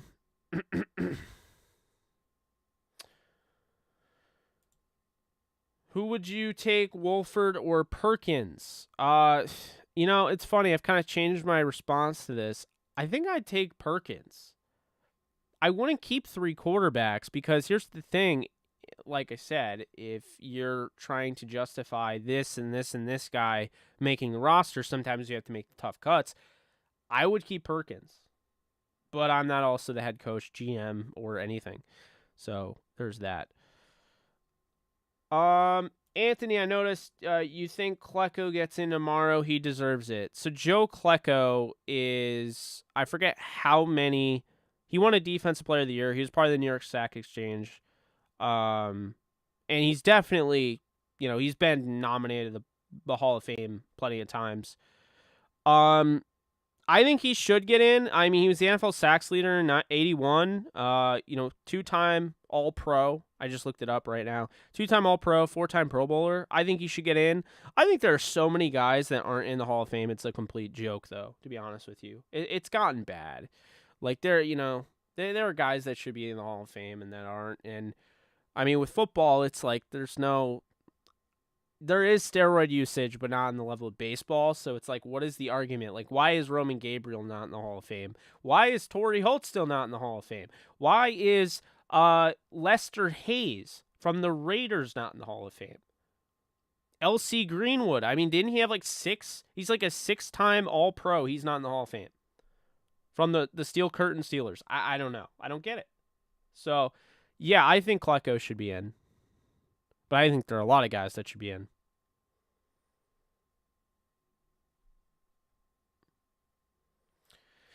How good can Bobby Brown be? Because that sack was eye-opening. I think he could be really good. He's somebody they really like. They got him at 21 years old.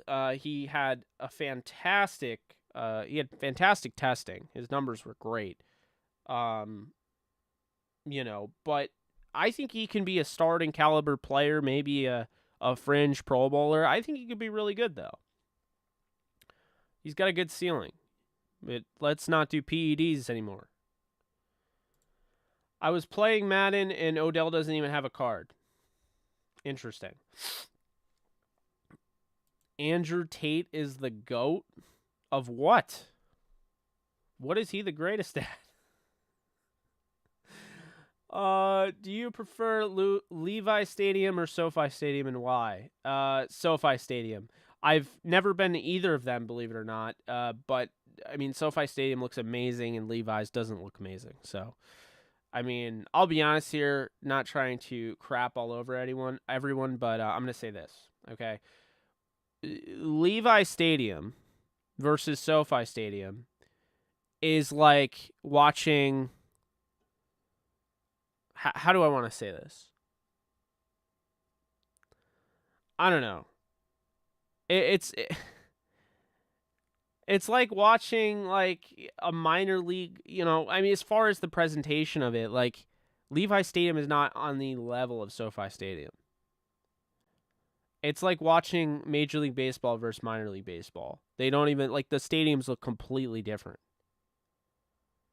That's why it's funny when 49ers fans call it Levi South. It's like, bruh. Oof. Yeah, that, I like MetLife going there, but, I mean, I don't know. I don't know. I've been there like 4 times, so I do like going there, but I do think the parking could be a little bit better. I'll never forget, I had to get a parking pass to get in last time. I couldn't just buy one at the thing, so they turned me around. I had to go through.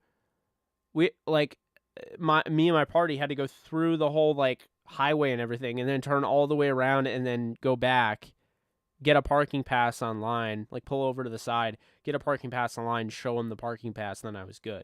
But I mean, that just seems stupid. That just seems counterproductive. It's crazy that Kalen Ballage is 6'2", 231, only 26 years old. Absolutely nuts. I mean, it kind of shows you, though, in the NFL, like, these guys get kind of slept on. It's, Ballage, look at what he did with the Chargers. Why is he not getting the same opportunity? I don't know. You want to tell me he couldn't do something with the Rams if he was in this offense? Please. And that's why I just, like, I understand Jake Funk. He's in the organization. They drafted him. They know him. But this is why I'm not married to bottom-tier running backs, because if you're not Kyron, Cam, or Darrell Henderson, you aren't a lock to make the roster if I'm in charge, essentially. What's up, SG? How you doing? I am good. I'm here. I'm talking with all of you guys. It's fun. I got a busy day tomorrow, going on an awesome show. So looking forward to that. And I may have some things that are in the works.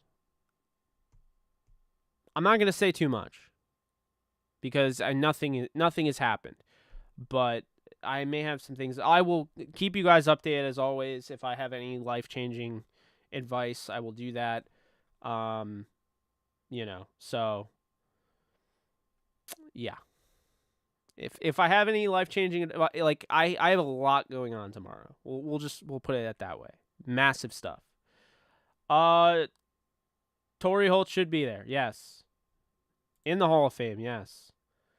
What are your thoughts of the LA Rams cutting 5 of their players? So I actually touched on this earlier. The Rams, I'm getting the list out because I already forgot. The Rams cut Cameron Dicker, the punter / kicker, Adrian Ely, offensive tackle, quarterback Luis Perez, tight end Jamal Pettigrew. That stings because we had him on our show. And defensive back Caesar Dancy Williams. So I guess my thoughts on that, you look at Ely. I thought Ely played pretty solid, although he didn't really get a huge opportunity in preseason. So maybe he'll be on the practice squad again. He's kind of been around a little bit. Luis Perez, I feel for him. He didn't even get a chance to really show anything. Didn't get any film out there. I know he played in the USFL, but would have been nice to actually get him some film. I do somewhat feel bad for him about that. Cameron Dicker, I feel like they're getting him out now. They're cutting him now so they can try to get him back on the practice squad when push comes to shove. Jamal Pettigrew, same thing. I wish he got more playing time, but maybe it was by design that he wasn't going to get the film. They were going to bring him back on the practice squad. That's the hope. Love the guy. Really cool. At some point he's coming on my MCU show, so looking forward to that. And then Caesar Dancy Williams had a rough preseason game. So, we'll see if he comes back or not, but that was a rough preseason game. I do feel for him. So yeah, that's my thoughts on that. But let's see here. Yeah. Let's see. When was the last time 49ers won the chip? Was it 95? No, it was like 93, right? Or was that Dallas? I get them confused. Last 49ers Super Bowl win. It was 95. They beat the LA Chargers in 95. Dallas was 93. That's right. The joke is that Dallas has not won a Super Bowl. Actually, no. The joke is Dallas has not gotten past the divisional round of the playoffs since I've been born. That's funny. I'm sorry. I don't care. It's funny. Kevin Samuels and Andrew Tate are Kangs. I don't know who Kevin Samuels is, but Andrew Tate, nah.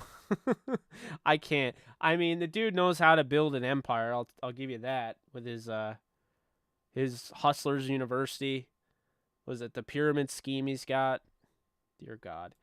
I forgot who it was, but a big YouTuber who was talking about how to be successful, and he felt that while work hard, dedication is the foundation of success, there's also an element of luck involved. There absolutely is. I mean, I had some luck. Let's not kid ourselves.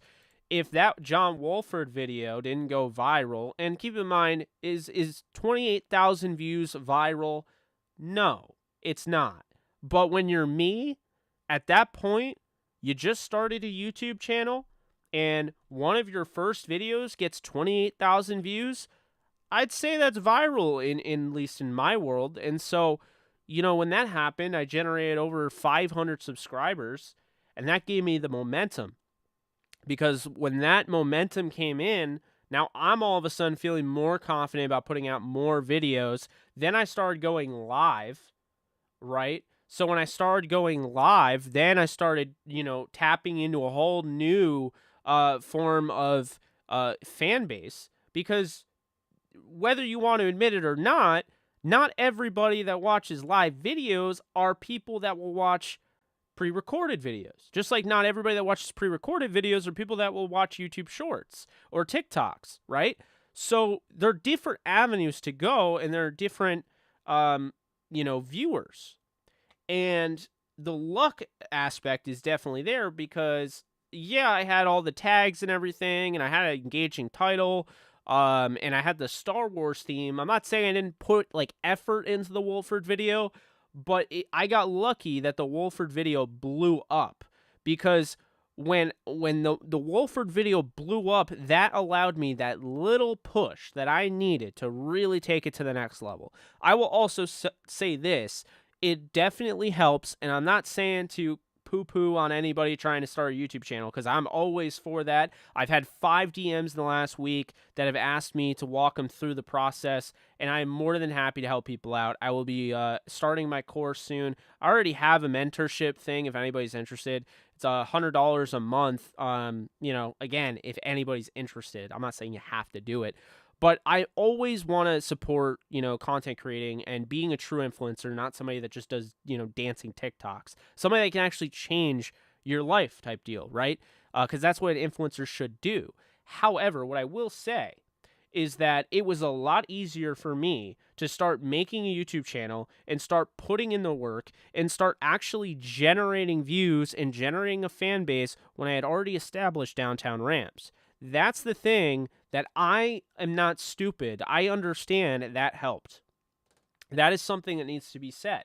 For people that are a little confused how I went from out of nowhere, now I have 14,000 views. I have more than any Rams YouTube channel on the platform. The reason is because I had already started Downtown Rams. That was already a somewhat respectable brand. I already interviewed the likes of guys like Kurt Warner, Dick Vermeil, Isaac Bruce. I have interviewed people, okay? I was out there. I put myself on Apple podcasts. I was on Google.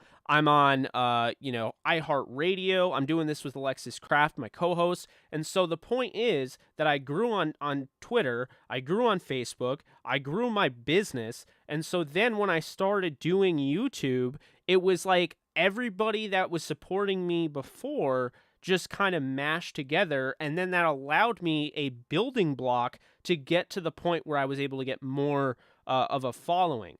So there's definitely luck involved, but it's also timing.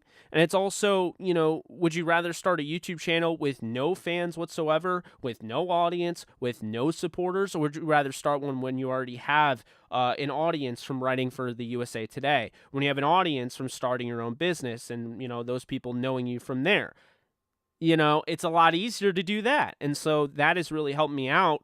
And it's really been a springboard essentially for my channel's growth. So I will always say, just start a YouTube channel, right? Best thing you can do today, if you want to be a content creator, if you have, everybody has skills, regardless of what you say out there. If you make the jokes, if you make memes, if you make GIFs, whatever about yourself, everyone has a skill. And so what you don't realize is your skill can be monetized. At the very least, your skill can be entertainment or it can be valuable for another person. And that's the thing. If you're sitting there, sitting on these skills, you know that, hey, I'm a really good fitness person. I do a lot of research. I know this stuff. I'm really, at this point, I should be a personal trainer. And you're sitting there and you're like, wait, maybe I could do that on YouTube. Do it. Like, there's no reason why you can't. The time is now to get into YouTube because it's going to close. I can't stress that enough. It's going to close, as will TikTok. And here's a little thing I'll tell you and why I've started posting so much on TikTok and why I've all of a sudden started to see growth. Because I will never do anything if I don't know the ins and outs of it. And that's the thing. I wouldn't commit to TikTok until I learned every little speck of the algorithm that I could. Everything from hashtags, what times to post, what to post, what captions to use, how to use captions, things like that, right? Trending sounds, okay? So here's the thing. If you want to get into TikTok, you do it now. And here's why. Because TikTok is booming. It's already been booming. I got in way too late to be a million subscriber person. Not trying to be that guy. But if you started TikTok when the pandemic first started and you were putting out engaging content, even if it was stupid content, but you knew how to engage your audience, you knew the hashtags to use, all of that, the times to post, you probably have 1 million followers right now if you did it correctly, or more. Gone are the days of that, okay? You can't get there anymore, in my opinion, but you still can generate enough. And so what I'll say is this. Start a TikTok now and start posting now. If you want to get into that, anybody can. And the reason I'm telling you now is because it's getting to the point where it's getting very corporate now. You're going to start to see, since it's blowing up and the opportunities there, you go on any social media content creator, you look for any job in that field. Everyone is looking for TikTok specialists now. Everyone. It is going to get very corporate very soon, and that means the window of opportunity is closing. So you want to jump in on it now where you can still do that. I posted one video about the Yankees, one, and it was just about Juan Soto, and it was literally just a repost of our live stream. So I reposted content. That's called micro content. I turned stuff that I already did into more content and to basically reach another audience. And guess what that did? It got 200,000 views. So I wasn't even that serious about TikTok. And then I got 200,000 views without even knowing the algorithm, without even knowing the hashtags, without even knowing what time to post. And now all of a sudden I'm like, wow, this baseball niche is interesting. And now, even though I expected it to be really just a sports channel, it's become really a baseball channel. It's really become a Yankees channel, if I'm being honest, my personal. And it's just like, I enjoy it. I like making those because I'm not a Yankee analyst by any stretch. I'm an informed fan. I always have been. And so I like doing that. And I keep growing. It's crazy. So, hopefully that gets to people. If you were considering doing that, you take a look at it because, like I said, opportunity is everywhere. It has never been easier, and it will be closing, but it's never been easier to be an average Joe, as they call it, and making income from home. Doing what you want to do, creating content. It's why all of a sudden now celebrities are starting to speak out about it. And not everybody. Again, when I say celebrities, I'm friends with people that are celebrities. I'm not, trashing them. But there are celebrities out there, and they have commented, and they're starting to get salty because, the everyday person can now be famous. And, I think it's a blessing and a curse with social media and being this close and being this, this able to reach a wide fan base and audience base, but take advantage of it. That's all I'm saying. End of rant. Or that wasn't really a rant, but it was more informational spiel, if you will. Not a hashtag Jake rant. Let's see. That's an interesting way to put it. That is kind of how I felt about some players. I don't know. I put Klecko in. There's already guys that were in the Hall of Very Good that are in the Hall of Fame. So, it is an absolute joke. I swear Niners fans don't even want to be in their own stadium. It's hilarious. MetLife and Levi's don't like billion-dollar stadiums despite construction being $1 billion. That's true. They don't look like that. Levi's Stadium has no shade. It's a lot hotter in Santa Clara, and the Niners have to play road games early in the season because fans are staying away during the day games. San Francisco guy, your team had to cut 5 this week also. Yeah. Let's see. If there was a second NFL team playing at SoFi, the Niners would threaten their fans with moving to SoFi unless they build them a new stadium.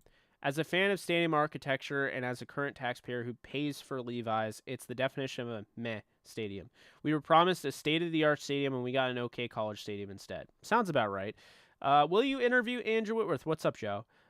He followed you on Twitter. Pretty dope. I reached out to him, so if he ever wants to come on, he is more than welcome. I'm not going to pester him about it, but yeah, it was cool that he followed me. He followed me before I followed him. That was kind of a cool moment. Do you think we should sign a vet running back? If so, whom should we go after? I'm not saying the Rams should, but if they were going to sign any veteran running back, I'm telling you right now, I would sign Kalen Ballage. Do you have a starting roster position you're concerned about going into the season? Mine is right guard. I don't know enough about Shelton. Can you make a case for him?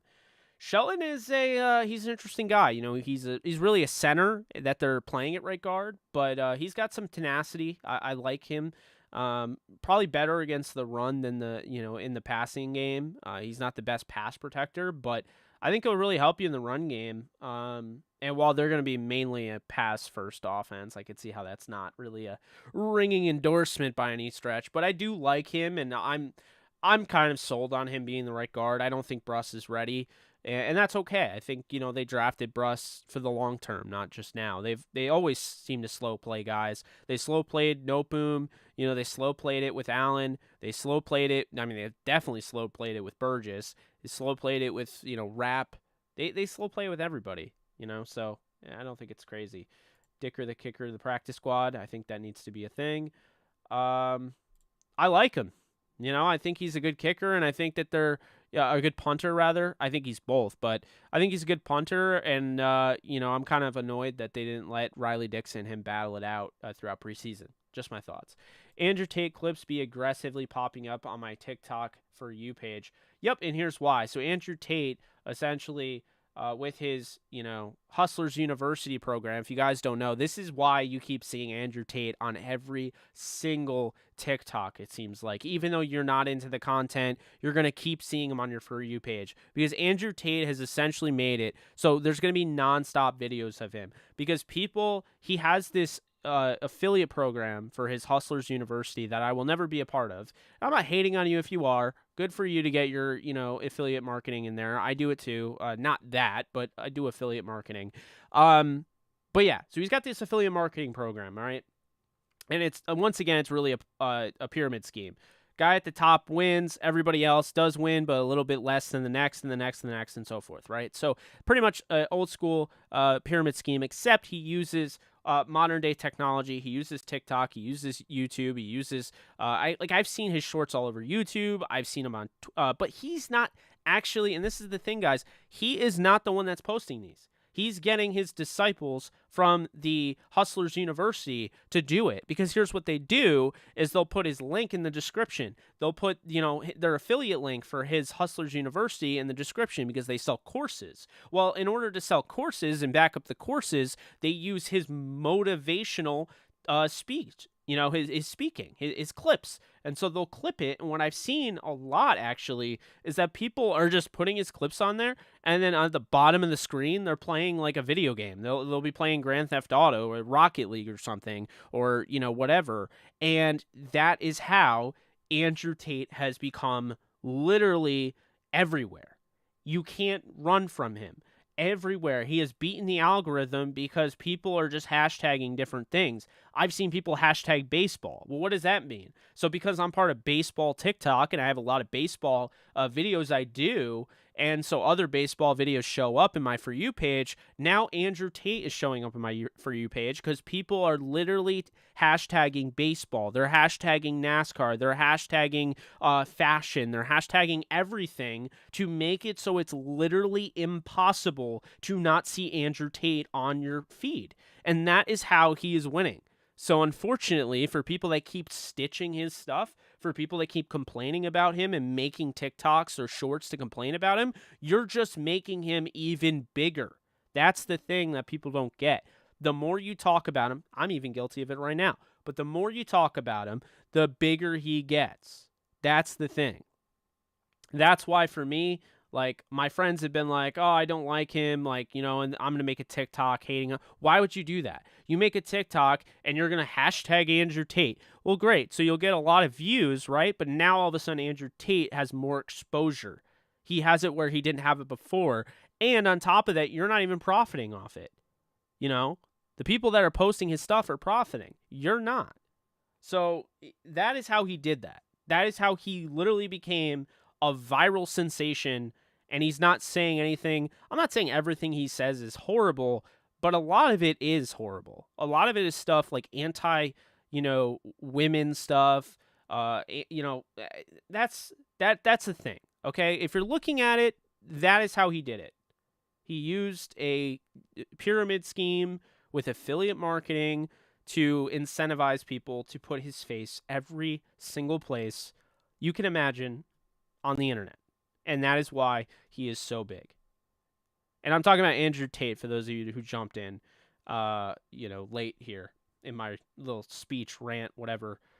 Luck is what you make of it. Still have to put in a massive amount of work. You're right, Anthony. It's true. It's absolutely true. I had to make a couple of signs for the city of Santa Clara when they hosted Super Bowl 50, and the city guy said it was a nightmare and said he's pretty sure the NFL probably wouldn't choose them again. How good can he be? Look at number 10. It's up to him. Hear me out. I seen a comment from yesterday's stream. It said that we should get a hybrid right now, running back, wide receiver like Debo and Patterson, and I think Balaj could be that. He has good hands. I mean, Balaj really is that. I mean, is he ever going to get an opportunity? I don't know. For whatever reason, a lot of people don't like him, including draft Twitter. Don't even get me started on that. But yeah, he's got great hands. He was a really good receiving back, and he's built, man. 4.4 speed, 6'3", just a big bowling ball of a back, and I don't know. He moves extremely well. I don't know what his issue is. Maybe I don't even want to speculate because I don't know. It's not fair to him. All I know is that he doesn't get a chance, and he's 26 years old, so it's mind-boggling to me. Shout out to the baddies doing TikTok dances. Yeah, I'm so tired of that. I'm so tired of that, man. Oh, because the problem is I use my personal to actually watch TikToks. Downtown Rams, I don't watch TikToks on. I just post my stuff and leave. Well, unfortunately, I keep getting all this stupid stuff on the Downtown Rams TikTok because of it. Because there's nothing to recommend it. I don't watch anything, so there's nothing to recommend it. So yeah. He's not the receiver like a Debo and Patterson, but the coaching staff could develop him a little bit, and he could be that weapon McVay created and be lined up against linebackers. I could see it now. Yeah, he'd be a problem. If McVay got a hold of him, and this is why I'm like, you guys are all about like making sure Jake Funk is on the roster, but there are guys out there if McVay got a hold of, they would be absolute cheat codes. You miss every shot you don't take. That's true. Heard rumor Jalen may be playing some as a hybrid type safety at times this year. That wouldn't surprise me. Yep, 2 TJ Carters on the roster. I can just hear as soon as that happened. I could just feel Alexa's anxiety going through the roof. Yeah, right. I don't know how you guys do it living there.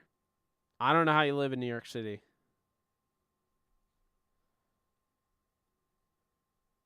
I don't know how you do it. Like I live in the suburbs. But if you live in the New York City, you gotta do New York tax, the state tax, and then you get hit with the city tax. I mean, that's brutal to me. And Blodge does have to be lined up at running back for touches all game. Leave that to Kyron, Hendo, and Akers. Bam, we could possibly have that offense that you can't stop. Yeah. Hey, you don't have to sell me on it. I love Blodge. 49ers fans like showing up at SoFi Stadium. Yeah. I know what you meant. McCutcheon is a punt coverage gunner. Trust me, he's going to do the job on special teams. I think so as well. When do you think the best time of day is the best time to post on Instagram? I have not been able to crack that because while I keep learning about the algorithm, they keep changing it. That's actually one thing I'll say. And this might be a little controversial for me to say this. But if you are a short form content creator and you don't have a big following, I would honestly, and again, this is my opinion. You don't have to do this. And I still don't know why I post, but I would ditch Instagram, okay? The 2 best spots for short form content and just videos in general, YouTube and TikTok. That's it. You're not swatting YouTube away.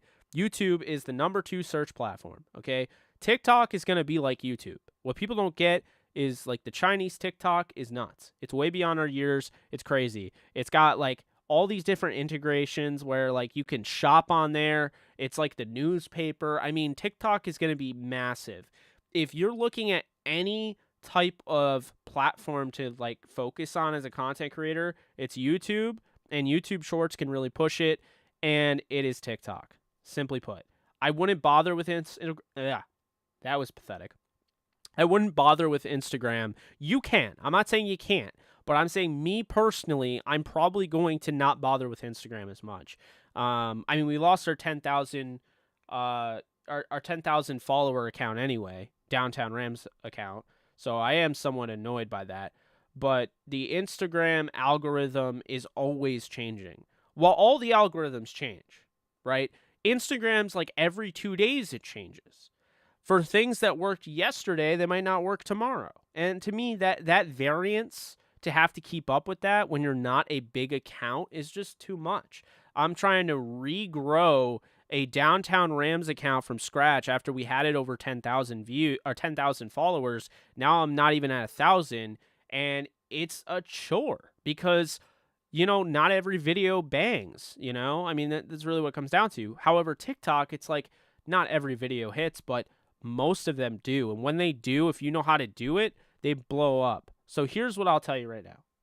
Write this down. For those of you who don't know, I have it in my calendar just to make sure I don't forget it. Okay? So simply put, the best time to post on TikTok is 11 a.m. Eastern Time through 12:30 p.m. Eastern Time. So that's the first shift. If you're posting on TikTok, that is what you're going to want to do. You're going to want to post in between that. The reason being is that you are going to have people during that time that are on lunch break, okay? That is fail-proof. It is throughout the entire week, lunch break. It's not to say that you won't have TikToks that don't succeed, but I'm saying if you're looking for best time to post, that's the first best time.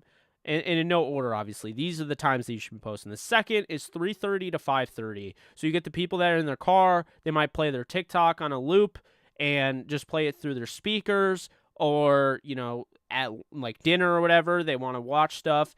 This is the second best time to post when people are coming back from work. This is all Eastern time, keep in mind. 3:30 p.m. Eastern time to 5:30 p.m. Eastern time. And then the last one is 7:30 p.m. Eastern time to 9:30 p.m. Eastern time. If you are posting outside of these TikTok, algorithm slots, you're probably not going to see a lot of success. If you do, it's luck. Sometimes it's one day you hit it well.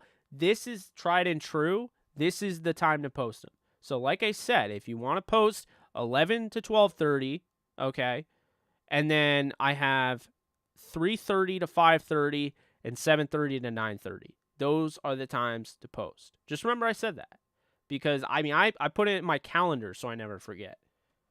If you're posting outside those time slots, even if you're dying, you're like, oh my God, I got to post. This news dropped, and I feel like it's going to be a huge hit if I'm the first one to get it out there. It's 11:30 at night, bro. It's not going to hit. Like, even if it does, like, it's got to be crazy breaking news to do that, or it's got to be something crazy. So just keep that in mind. Like I said, Instagram, I'm leaving Instagram, Facebook off the table. I don't recommend it as a fellow content creator, because here's where it comes from. It's all about meta now. It's the metaverse. And like I've said on here before, and I'll say it again, the metaverse, all it is trying to do is get us sucked into a virtual reality that distracts us from our own reality, our real reality. And that, to me, that's negative. That's a toxic thing. So I'm nowhere near looking at the metaverse. I'm not looking at Facebook. I'm not looking at Instagram. If I do post on Instagram, it's very sparingly, or if I already have it set up. But just have a focus on YouTube Shorts and TikTok. And if you're looking to grow something really quickly, I would honestly just make an account for YouTube Shorts to start off with. Because if you just start posting YouTube Shorts, they are pushing everything out there. It doesn't even have to be good content. They're pushing everything out there to compete with TikTok. Just remember I said that. Anyone can get involved now. You don't have to be the best at making short-form content. But you do need a few things. You need to know when to post. You need to know what to post, because you need to know your niche. And on top of that, another thing here is that when you do post all those videos and stuff, you want to make sure they have hooks. They don't have a 5-second hook. People's attention spans are way shorter than that. You got to make sure that you are hooking them in with the first 5 seconds. Otherwise, they're not going to watch it. It doesn't always have to have, talking.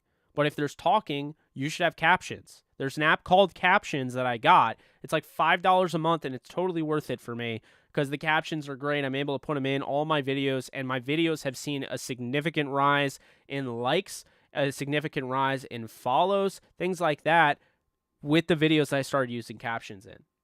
So there you go. There's your crash course in JE Live. A lot of stuff thrown at you, but, that's what I got there. Anthony, appreciate you. If you guys could hit the thumbs up and subscribe, that would be great. Like I said, goal at the end of the year is 20,000. We're at 14,257 subscribers. So, we'll get there. But we got to haul ass, man. That's what we got to do. Tracks the ball well, punt coverage, up, man, kick returns. I heard he was really good on special teams from his days in college.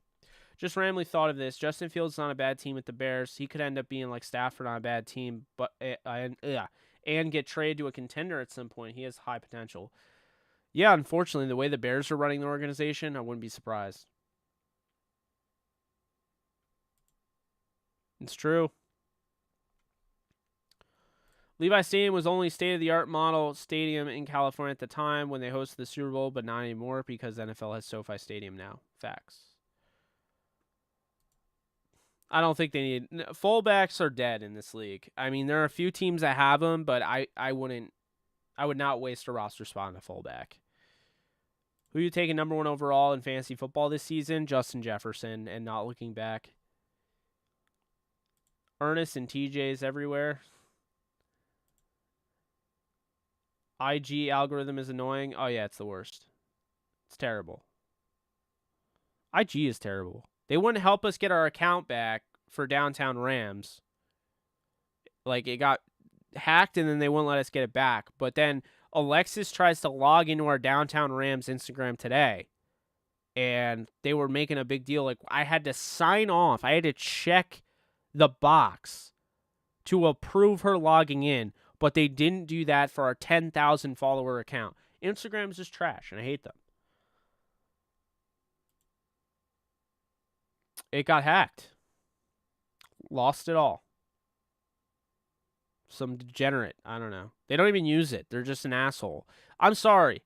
I'm not saying you're justified in hacking things if you're going to use them, but you literally hacked our 10,000 follower account that had all of these contacts that we used to get different interviews, and you hacked it just to make sure we didn't have it.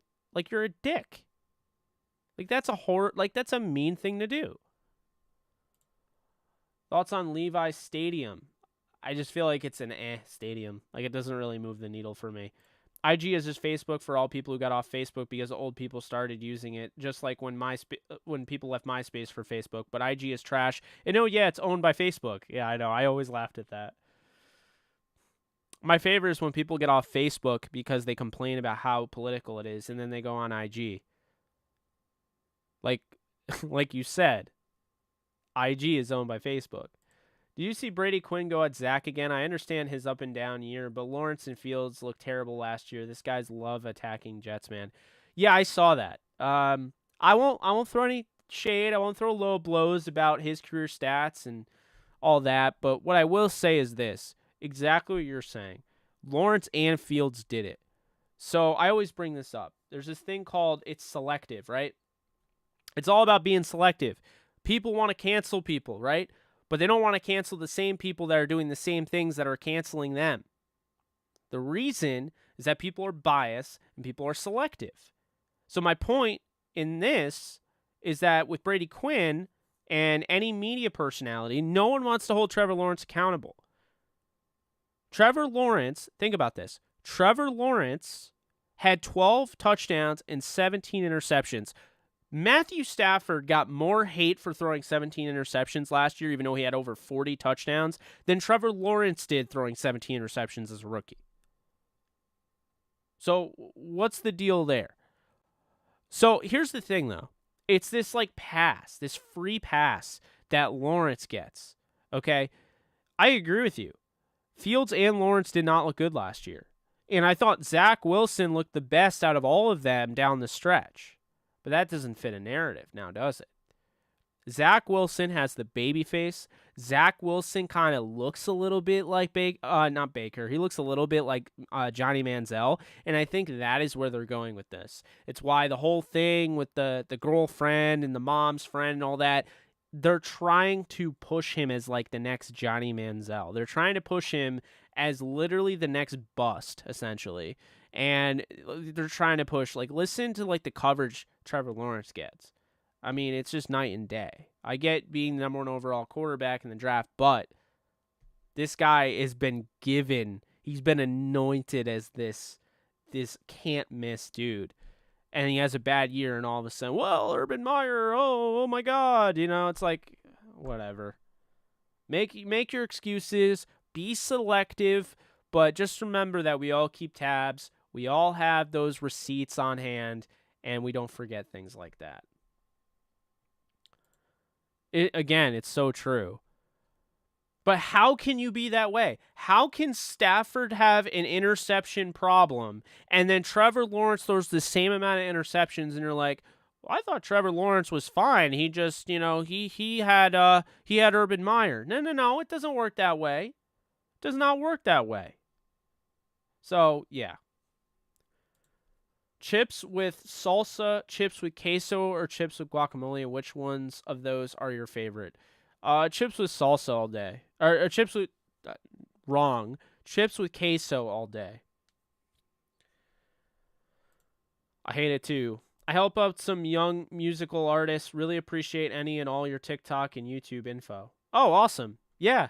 Yeah, definitely spread it around. I want everyone to have success on here, so, you know, definitely spread it around. I like I was saying, I do a lot of research on this stuff. I want to know what I'm doing before I get into it, and I spent way too much time doing all this to not actually pay it forward, pass it on, save you some time.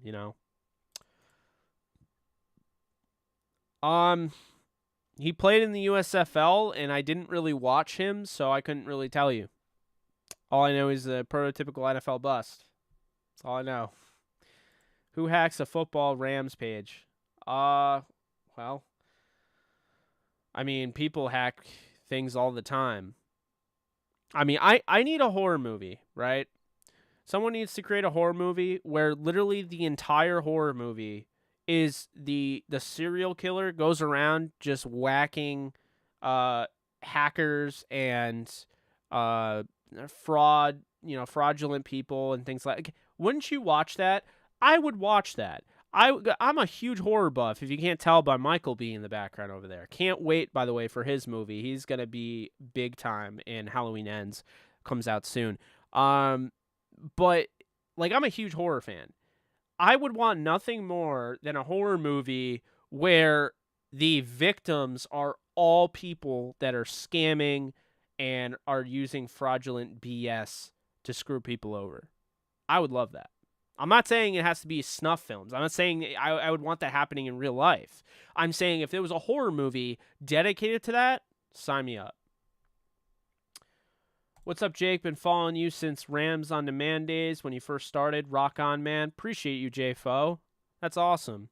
Yeah, I try to go on there every now and then. It's just so hard. And I know there are people that are like, why aren't you on the forum more? Like, you got to be here more. And I'm like, man, if you knew how busy my day was and how easily it is for me to lose track of time, you'd understand. Because, I mean, I look up and the clock's already 5:30 p.m. I feel like I just woke up. So, a lot of work, but, man, I could definitely use more than 24 hours in a day. I'll tell you that.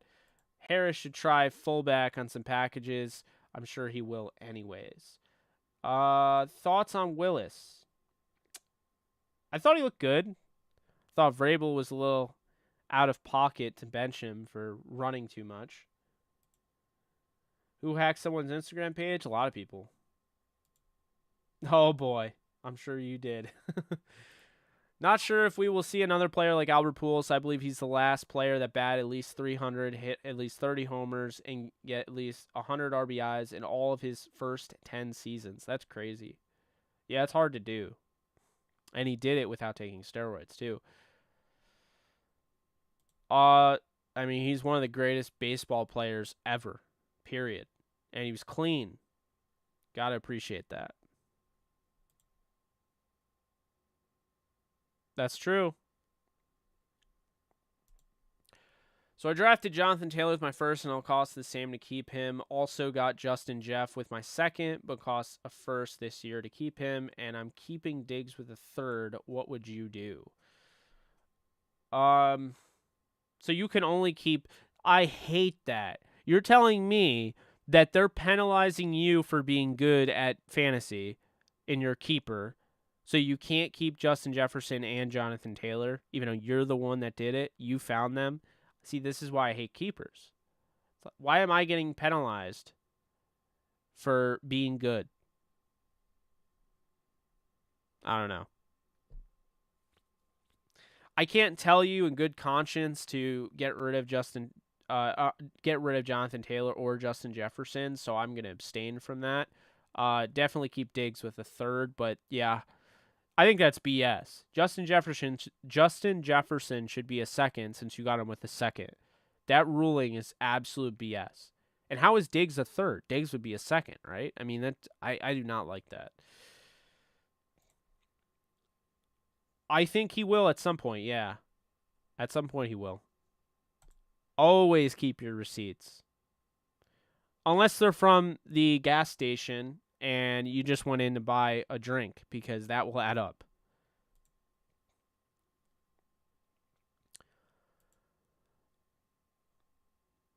Seems that way.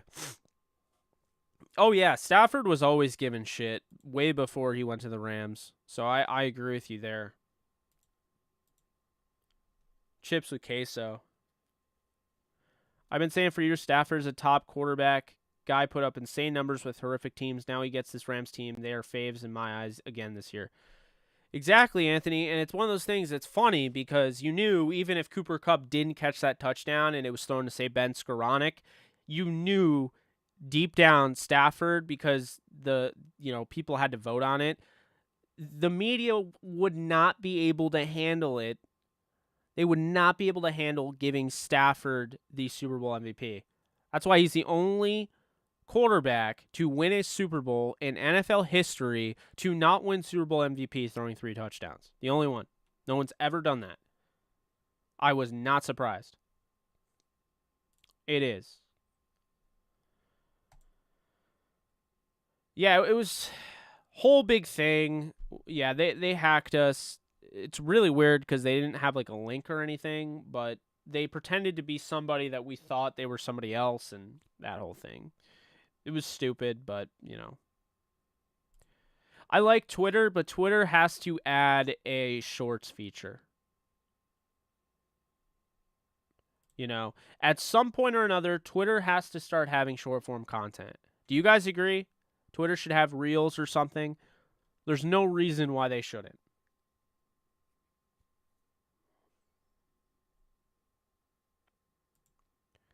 I liked Clan Ram back in the day. I appreciate that, SG. The killer goes around whacking the scammer hacker's associates. When he gets to the main one, he screams at the killer, "Who are you?" And the killer just responds, "Stay legit," and then decapitates. Oh, stay legit. The person that hacked me. Scumbag. Jake, I'm curious about how far number 44 Hardy will go on the depth chart. I think we'll get an opportunity if the way, these guys keep getting hurt. Garrett's hurt, so he's got to be next in line. Thought you saw some good things out of him in preseason. I'm excited to see him this Friday and the next week against the Bengals, but we'll see. But I think he's firmly on the 53, no doubt. Yeah, right. Why am I penalized for being good? Well, or him, as you put it. I don't know.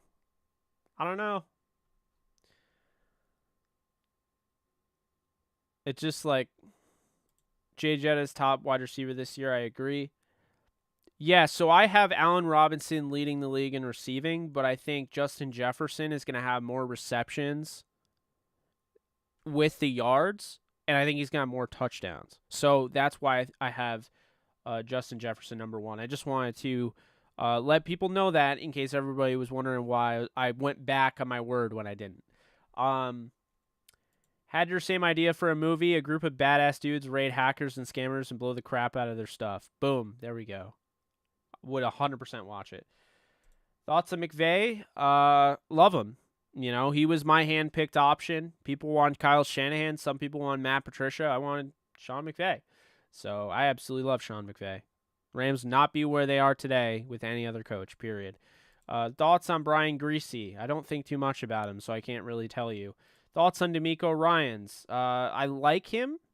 Good up-and-coming defensive coordinator for the Niners. I like seeing how, he's super young. He was playing football, and now he's coaching. So, interesting name to watch. We'll see how good the defense is and if they take another step. And we'll see if he becomes a head coach sooner than later. Hope you keep on making great content. That's the plan. Top Gun 1 or 2, neither. I really don't like Top Gun. I'm not seeing Maverick. I don't care who tells me to see it. It's not happening. There's so many movies that I've never seen. I've still never seen Zodiac, and I want to see it so bad, and I keep just pushing it off. There's so many movies I've never seen. It is crazy. So that is not anywhere near the list. I'll be okay if I go my whole life not seeing Top Gun Maverick, because Top Gun, I did not like that movie. I do not get the appeal of it. I'm not an anti-Tom Cruise dude either. I mean, I think Scientology is whack, but I'm not an anti-Tom Cruise guy by any stretch. I just do not like Top Gun. I thought it was stupid. It's to promote owners, not just having a stacked team forever, and to let others have a shot at the top players. But the way our league works is a keeper cost draft position +1. See, I hate that. Like, I understand the concept, but you see what I'm saying? It's the same thing back in the day. I used to be in a keeper league where if you picked up a player, I don't know how you do it, but if you picked up a player and you were the one that found the player in free agency, okay, that player then next year becomes a first-round pick. Why? Again, you're penalizing me for being good. Tom Cruise, but I liked Val Kilmer as Batman. Favorite quarterbacks that you'd like watching that are non-Rams? I believe Rodgers, Breeze, and Peyton Manning. Like all time, or like, I mean, you mentioned, Breeze and Peyton are both retired, so I'm gonna assume all time. Yeah, okay. So Aaron Rodgers would be up there. Zach Wilson.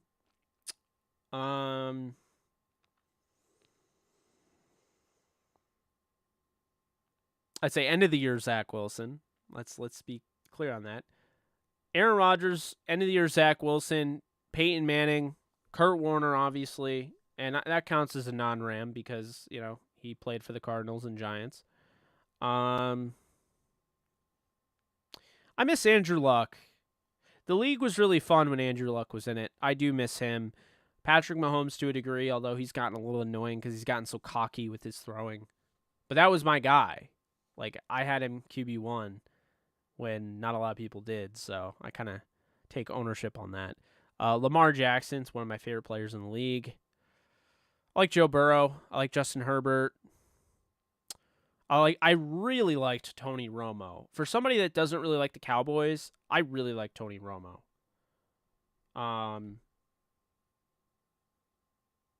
Yeah, I don't know. I mean,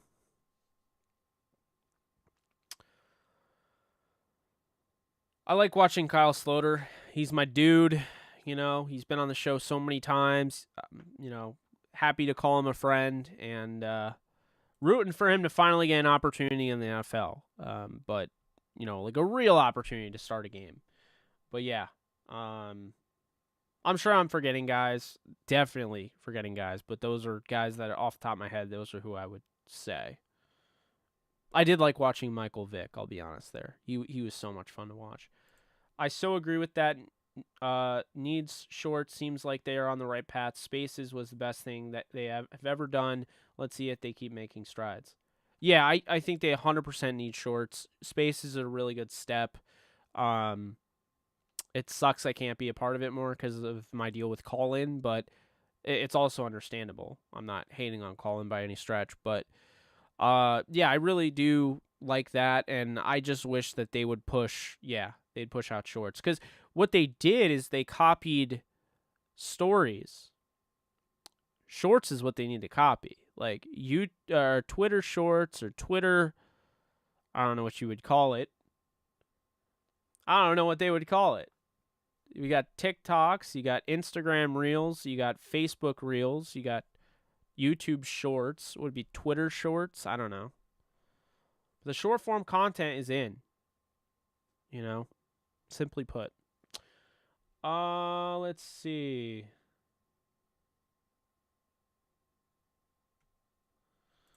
I hate that band, so I will not be watching that movie or listening to that song.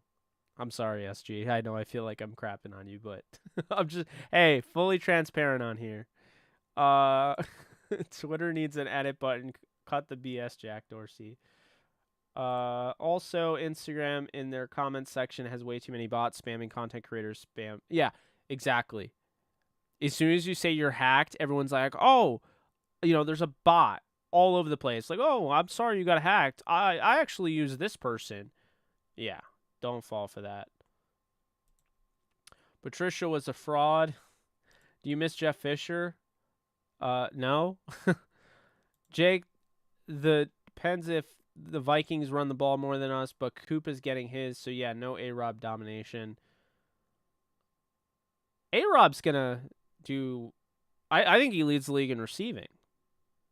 But I hate saying it being a lifer Ram fan, but Joe Montana was something in the day. Yeah, but here's what I always say about Joe Montana. Joe Montana was so good that Bill Walsh was in a hurry to kick him right out the door and bring in Steve Young. Do you think that Belichick was in a hurry to kick out Brady? Or that Tony Dungy was in a hurry to kick out Peyton Manning? Just saying. That's my only issue with him. Well, to be fair, I drafted Nick Chubb in the 15th. The next year, he cost me a 14th. Last year, he cost me a 7th. This year, he'd cost me a 1st as well. But like I don't know. I don't know. Yeah, I would not want to have to make that decision. How did you discover Call-In? They reached out to me to do a deal, which was awesome. Shout out to them for that. He's one of the best running backs in football, probably top 5. So, Twitter twisters, what the hell? Who you got scoring the first touchdown for the Rams in Game 1? Give us your best play-by-play announcer of the play. Oh my God! All right, I might butcher this. It's late at night. Don't blame me. Let's see. What's a good one? You know what? I'm thinking it's going to be A-Rob. It's going to be, Stafford, back to pass.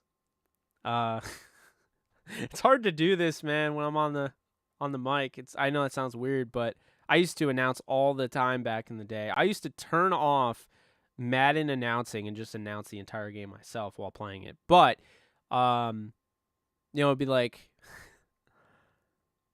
Stafford's back to pass. He's looking and oh no, this is bad. Man, I'm not like a radio personality. I actually did play-by-play like for preseason, I want to say, on a podcast. I don't remember. It was a while ago, but it would be Stafford to Allen Robinson. I can't do it though, because it's not coming to me. I gotta have flow. You know what I mean? I can't do it right now. I am embarrassed. I was more comfortable dancing, like doing the whole, on like live than I am doing the announcing. Favorite non-Rams quarterback: Peyton, Rodgers, Moon, Vic, and Luck. Love it.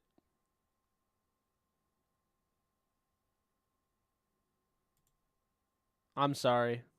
I don't like them. Were you surprised Raheem Morris did not get a head coaching job? It's got to feel good he stayed with the Rams. Yeah, I was blown away that he didn't get a head coaching job. I think there are a bunch of teams that were frankly stupid for not hiring him, but that's just me. I'm okay with it. The Chargers put a lot of emphasis on special teams. For me, it showed me that our special teams is right there for second and third teamers. Hey, Jake, how do you feel about giving the Commanders a 6th for Gibson if Hendo or Cam is out for a while?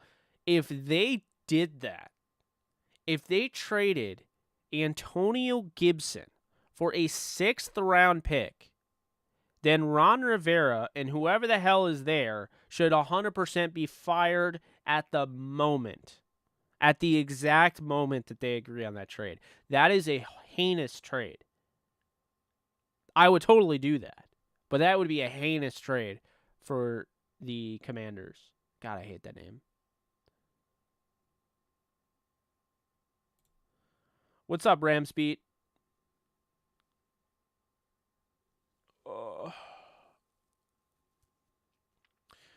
Surprised by any of the cuts today? I was a little surprised to see my guy Jamal Pettigrew gone. I was a little surprised to see Dicker, but I think it kind of makes sense if you want to bring them back on the practice squad. I didn't think Ely was he wasn't that bad. He didn't get a lot of time, but I don't think there was any shocks. I was just a little surprised that they cut him when they did. Perez was kind of like reaffirming that we want preseason to be Bryce Perkins' time. You know?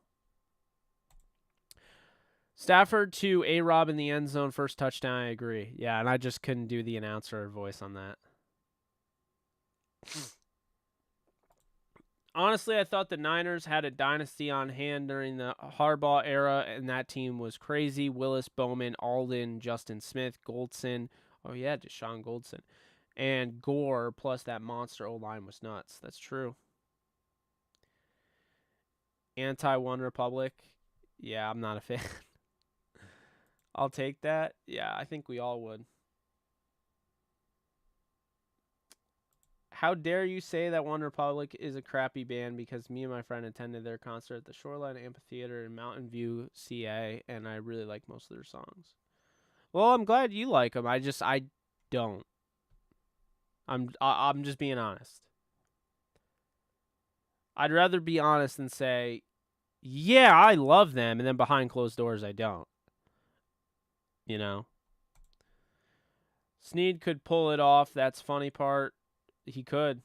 Hey, I'm back. How do you feel about our running backs? You think we make a move on anyone or no? I like to apologize with Timbaland. That's all I got. I don't think they make any moves, but if they were gonna make any, then they should go out and get Kalen Ballage, in my opinion. Yeah, it's stupid, man. The Commanders? What the hell does that have to do with anything? Could have been the Red Wolves. Could have been the Red Tails. Now, to be fair, the Tuskegee Airmen, I think, actually declined that. But I don't think they would have done it anyway, because they came up with the Commanders. So clearly, they could have had God come down from the heavens, tell them this is the best name that has ever been created, and they would have just picked the Commanders. I don't know. It's like the Cleveland Guardians. Ooh, Guardians of the Galaxy in baseball. Like, I don't know.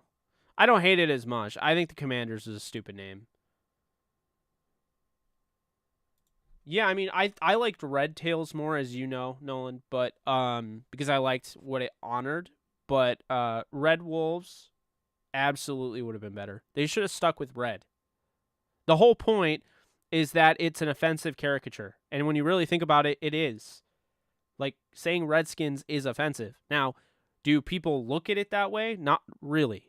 Okay, that was kind of, people didn't look at it that way. It was an outdated thing. However, if you're changing it, you should keep red, and you should just not make it Redskins. You should just call it something else. That is fair. I didn't even think of that point. That makes sense.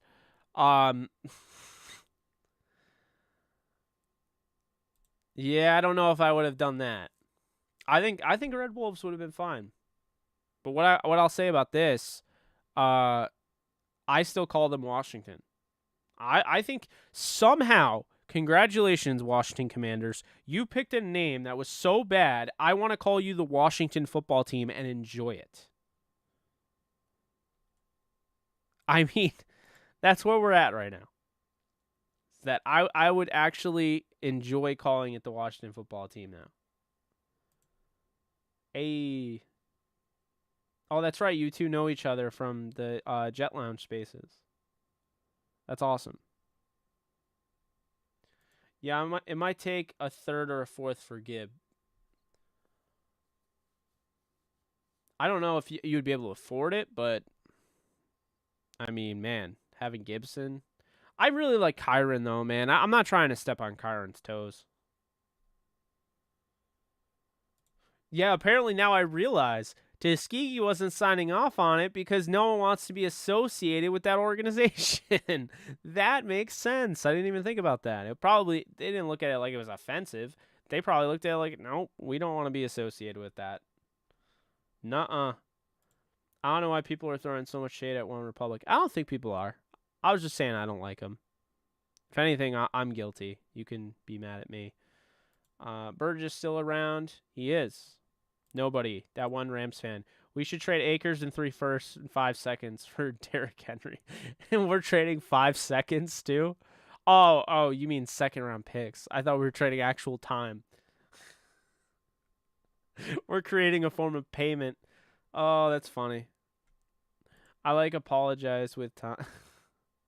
I'm still not used to the Guardians. Yeah, that's just, I don't know. Just think at some point the Kansas City Chiefs will have to rebrand. God came down from the heavens. Too funny. Yeah. I mean, hey, am I wrong? I got to see SoFi today. Take some pics. It's huge. I need to go to a game. Yeah, you do. I do too. Stafford, a full participant in practice now, right? He's a beast. That A-Rob connection is going to be crazy. I agree. Red Hogs is another one of your fans. Been called themselves Hogs forever. How's Nick Scott been doing in practice? I'm not really sure because I'm not there. But, I haven't heard anything bad about him. So that's always good. The Air Force Falcons Red Tails jerseys were absolutely dope because they were honoring the Tuskegee Airmen, and I would definitely buy one. The Air Force Falcons Red Tails jerseys. Interesting. Very interesting. Wow, we still have people in here. We have actual people in here. I love Akers. I got his rookie jersey. I hope we don't get rid of him. Need him to break out. They're not going to get rid of him, but he does need to pick it up.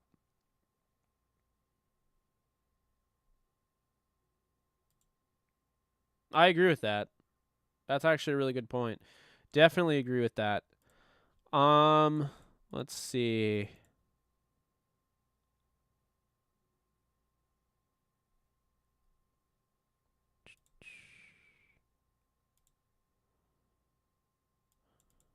All right. When Jake goes live, we ride. Oh, hell no. Hell no. The UCLA Bruin-looking Red Sox? Oh, hell no. Those are, first off, I would never buy a Red Sox jersey. I'm a Yankee fan. That should literally be, that should be a arrestable offense. That's not even a word. But you should be arrested for that. But absolutely no. By the way, I did realize this, and I'm sorry if there are Mets fans in here, but I'm going to say it, and I hope Yankee fans know where I'm going with this. But this is something I want to point out, all right? Mets fans, and I understand there are some Jets fans that are Mets fans. I'm not trying to, hate on you particularly. But if you are a Mets fan that partakes in little brother syndrome, this is geared at you, okay? Stop worrying about the Yankees. Worry about your team. You are not even in the same league as them because you're in the NL and they are in the AL. That's the first thing. But the second thing is, how on earth can you call this Mets country? How on earth can you talk about your team being great when you haven't won in 35 years? More than 35 years. Okay? So that's the first thing. You haven't won in more than 35 years, and you run your mouth like you just won last year. So let's just make that very clear. And no, don't clump in the Astros. The Astros actually won. Yeah, they cheated, but they at least are actually, they've won. Okay? So that's the first thing and the second thing. The third thing is, you're going to sit here and you're going to act like you're New York's team when, quite honestly, you are a marketing ploy. Okay? First off, Mr. Met sucks. Everything about Mr. Met sucks, and Mrs. Met sucks. We don't need it. We don't need them to play trombone or the trumpets or whatever. We don't need that. It's stupid, okay?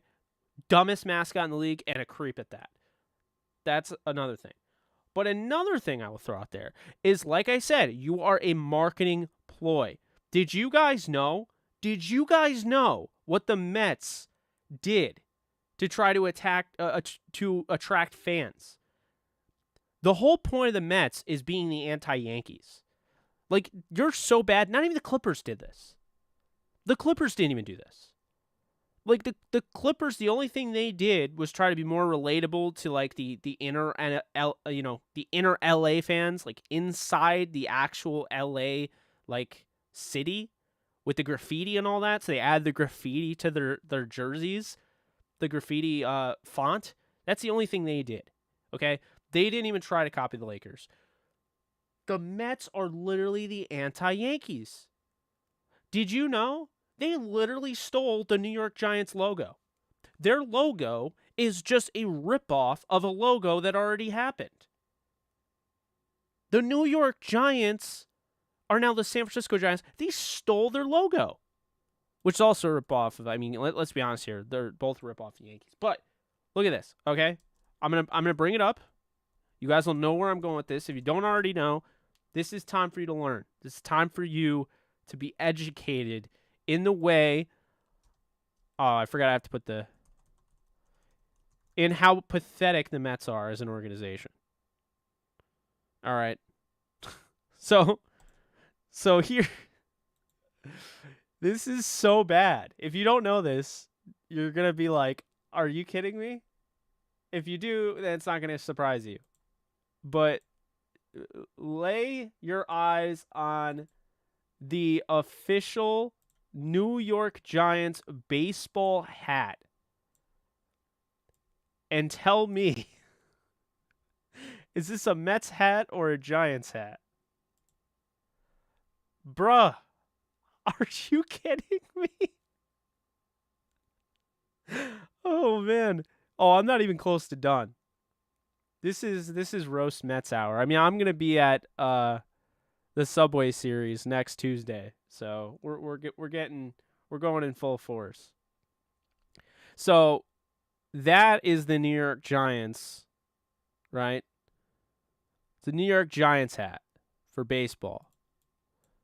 Now, the New York Mets. Like, can you believe that? Bro, I'm about to put it up. And you're going to see it is literally the same thing. Literally. Like, I'm blown away that this was even allowed. But they didn't change anything. Maybe they did, and I'm just not noticing it. But it really doesn't look like they changed anything. So let's bring this thing up. All right, here we go. Mets hat. And we're going to bring this up here. All right, cool. Bruh, are you kidding me? Dude, how can you hate on anybody when you're a fan of a team that literally copied the logo from another team? Little brother syndrome much. Like, dude, this is just the anti-Yankees. That's all the Mets are. Like, what the hell? It's a total ripoff. They're the same thing. Nothing is different. So get this. Okay? Where'd the blue come from?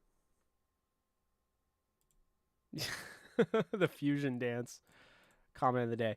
Guess where the blue came from? Because they're trying to be the anti-Yankees. The entire point of the Mets was a marketing ploy to get the Brooklyn Dodgers fans and the New York Giants fans, when they both moved away, to get their fans to like them. That is the point of the Mets. They literally copied the blue from the Brooklyn Dodgers, and they copied the orange from the New York Giants. Nothing about them is original. Nothing. The Mets are not original. Did you guys know that? I'm sure some of you did. But did you realize that their logo is literally the New York Giants logo. They didn't change it at all. Their orange color is the exact orange that the New York Giants used, and their blue is the exact blue that the Brooklyn Dodgers used. The reason is because they were trying to get those fans to come over and be fans of them. So they made their entire color scheme, is based on a marketing ploy to basically be anti-Yankees. That is the most pathetic thing in sports. Like, I'm sorry. I think it's absolutely stupid. Now you know. So yes, I'm going to buy. I'm going to say what I want to say, and I'm going to, give them hell, if you will, in regards to the Mets. Now you know how much of a fraud they are. Because nothing about them is original, except for stupid Mr. Met, who is literally a creep. Just adding value to the conversation.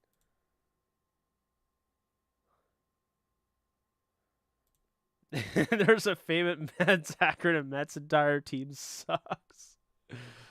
Oh, man. Yeah.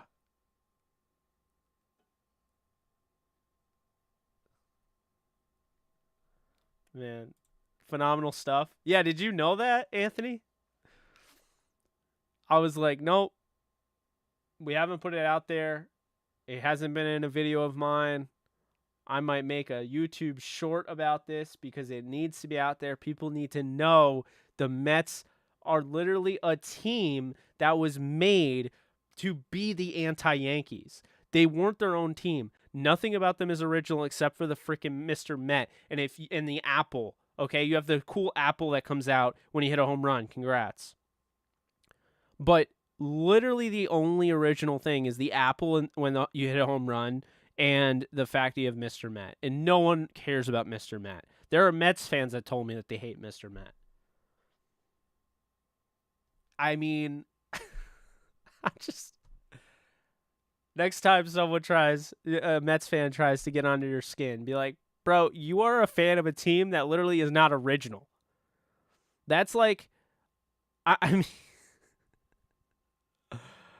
that is like being a fan if there was a band that was a cover band, but they didn't cite the fact that they were a cover band. Like they didn't tell people ahead of time, hey, we're a cover band, and they only played songs, like they played Led Zeppelin songs, they played Rolling Stones songs, they played the Beatles, they played all these covers, they produced it, they came out with albums, and then you're just like, wait a minute, Whole Lotta Love is a freaking Led Zeppelin song, and then you'd be like, wait a minute, Come Together is a freaking Beatles song, Brown Sugar is a freaking Rolling Stone song, and they're like, nope, it's our song. Like, you're literally a fan of that. That is what you're a fan of. Oh, man. It's so funny when you realize that the Mets are just a ripoff. Combination of a ripoff of the New York Giants and the Brooklyn Dodgers. Like that, they got their entire color scheme off of two teams that moved away. I mean... That is so puzzling to me. It's so puzzling. It's like if, oh man, I can't. Oh, that is just, there's nothing that compares to that. That is the most pathetic thing in sports. You can't find anything more pathetic.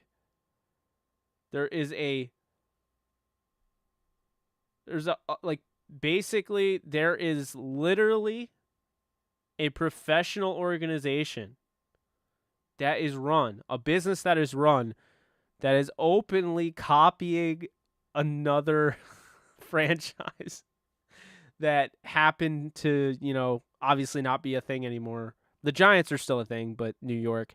And then the exact blue. Not a shade darker, not a shade lighter, the exact blue of the Brooklyn Dodgers. No, after that, That's like a death sentence in any argument. If a Mets fan gives you any crap and says it's Mets country, they own everything or whatever, it's like, yeah, but you guys don't even own your logo. Your logo was made by the New York Giants, and your color scheme is entirely to be the anti-Yankees. It is absolutely pathetic. You are literally little brother syndrome in a nutshell. I mean, all we need to know, go back to the hashtags for the All-Star game. They're hashtagging Met Sox to try to get freaking one of the Red Sox in there.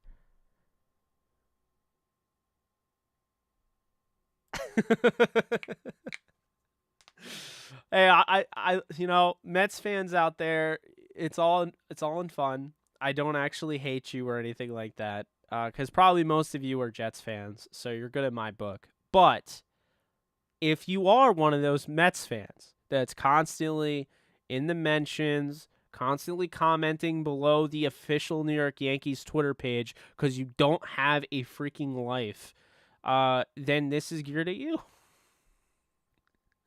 Oh man, I can't.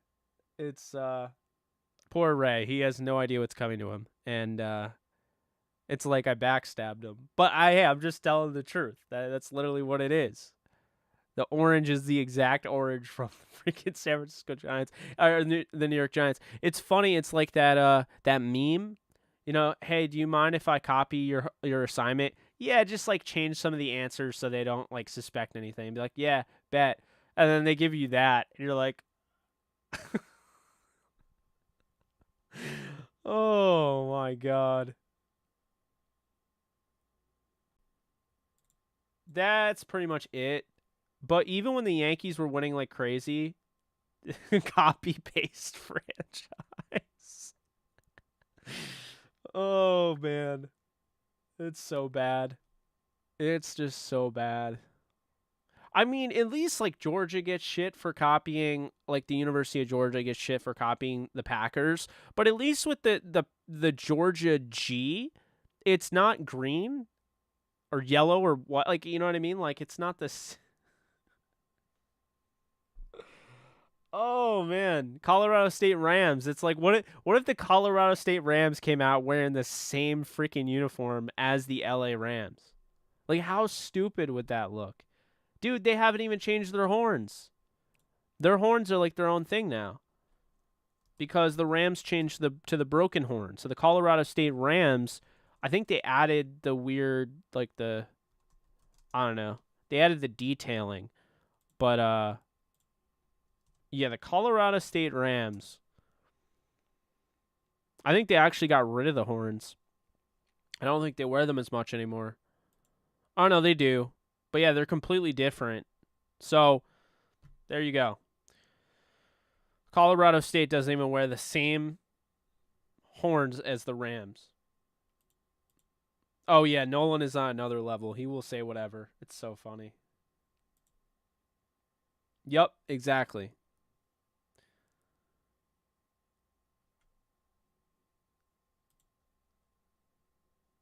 Yeah.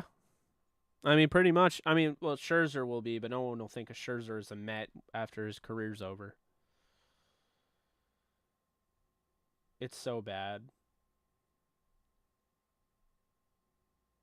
Jake, if you could choose one Ram to reach their max peak right now, what player are you choosing? Ooh. This might be one of my favorite questions of all time. So congratulations to you.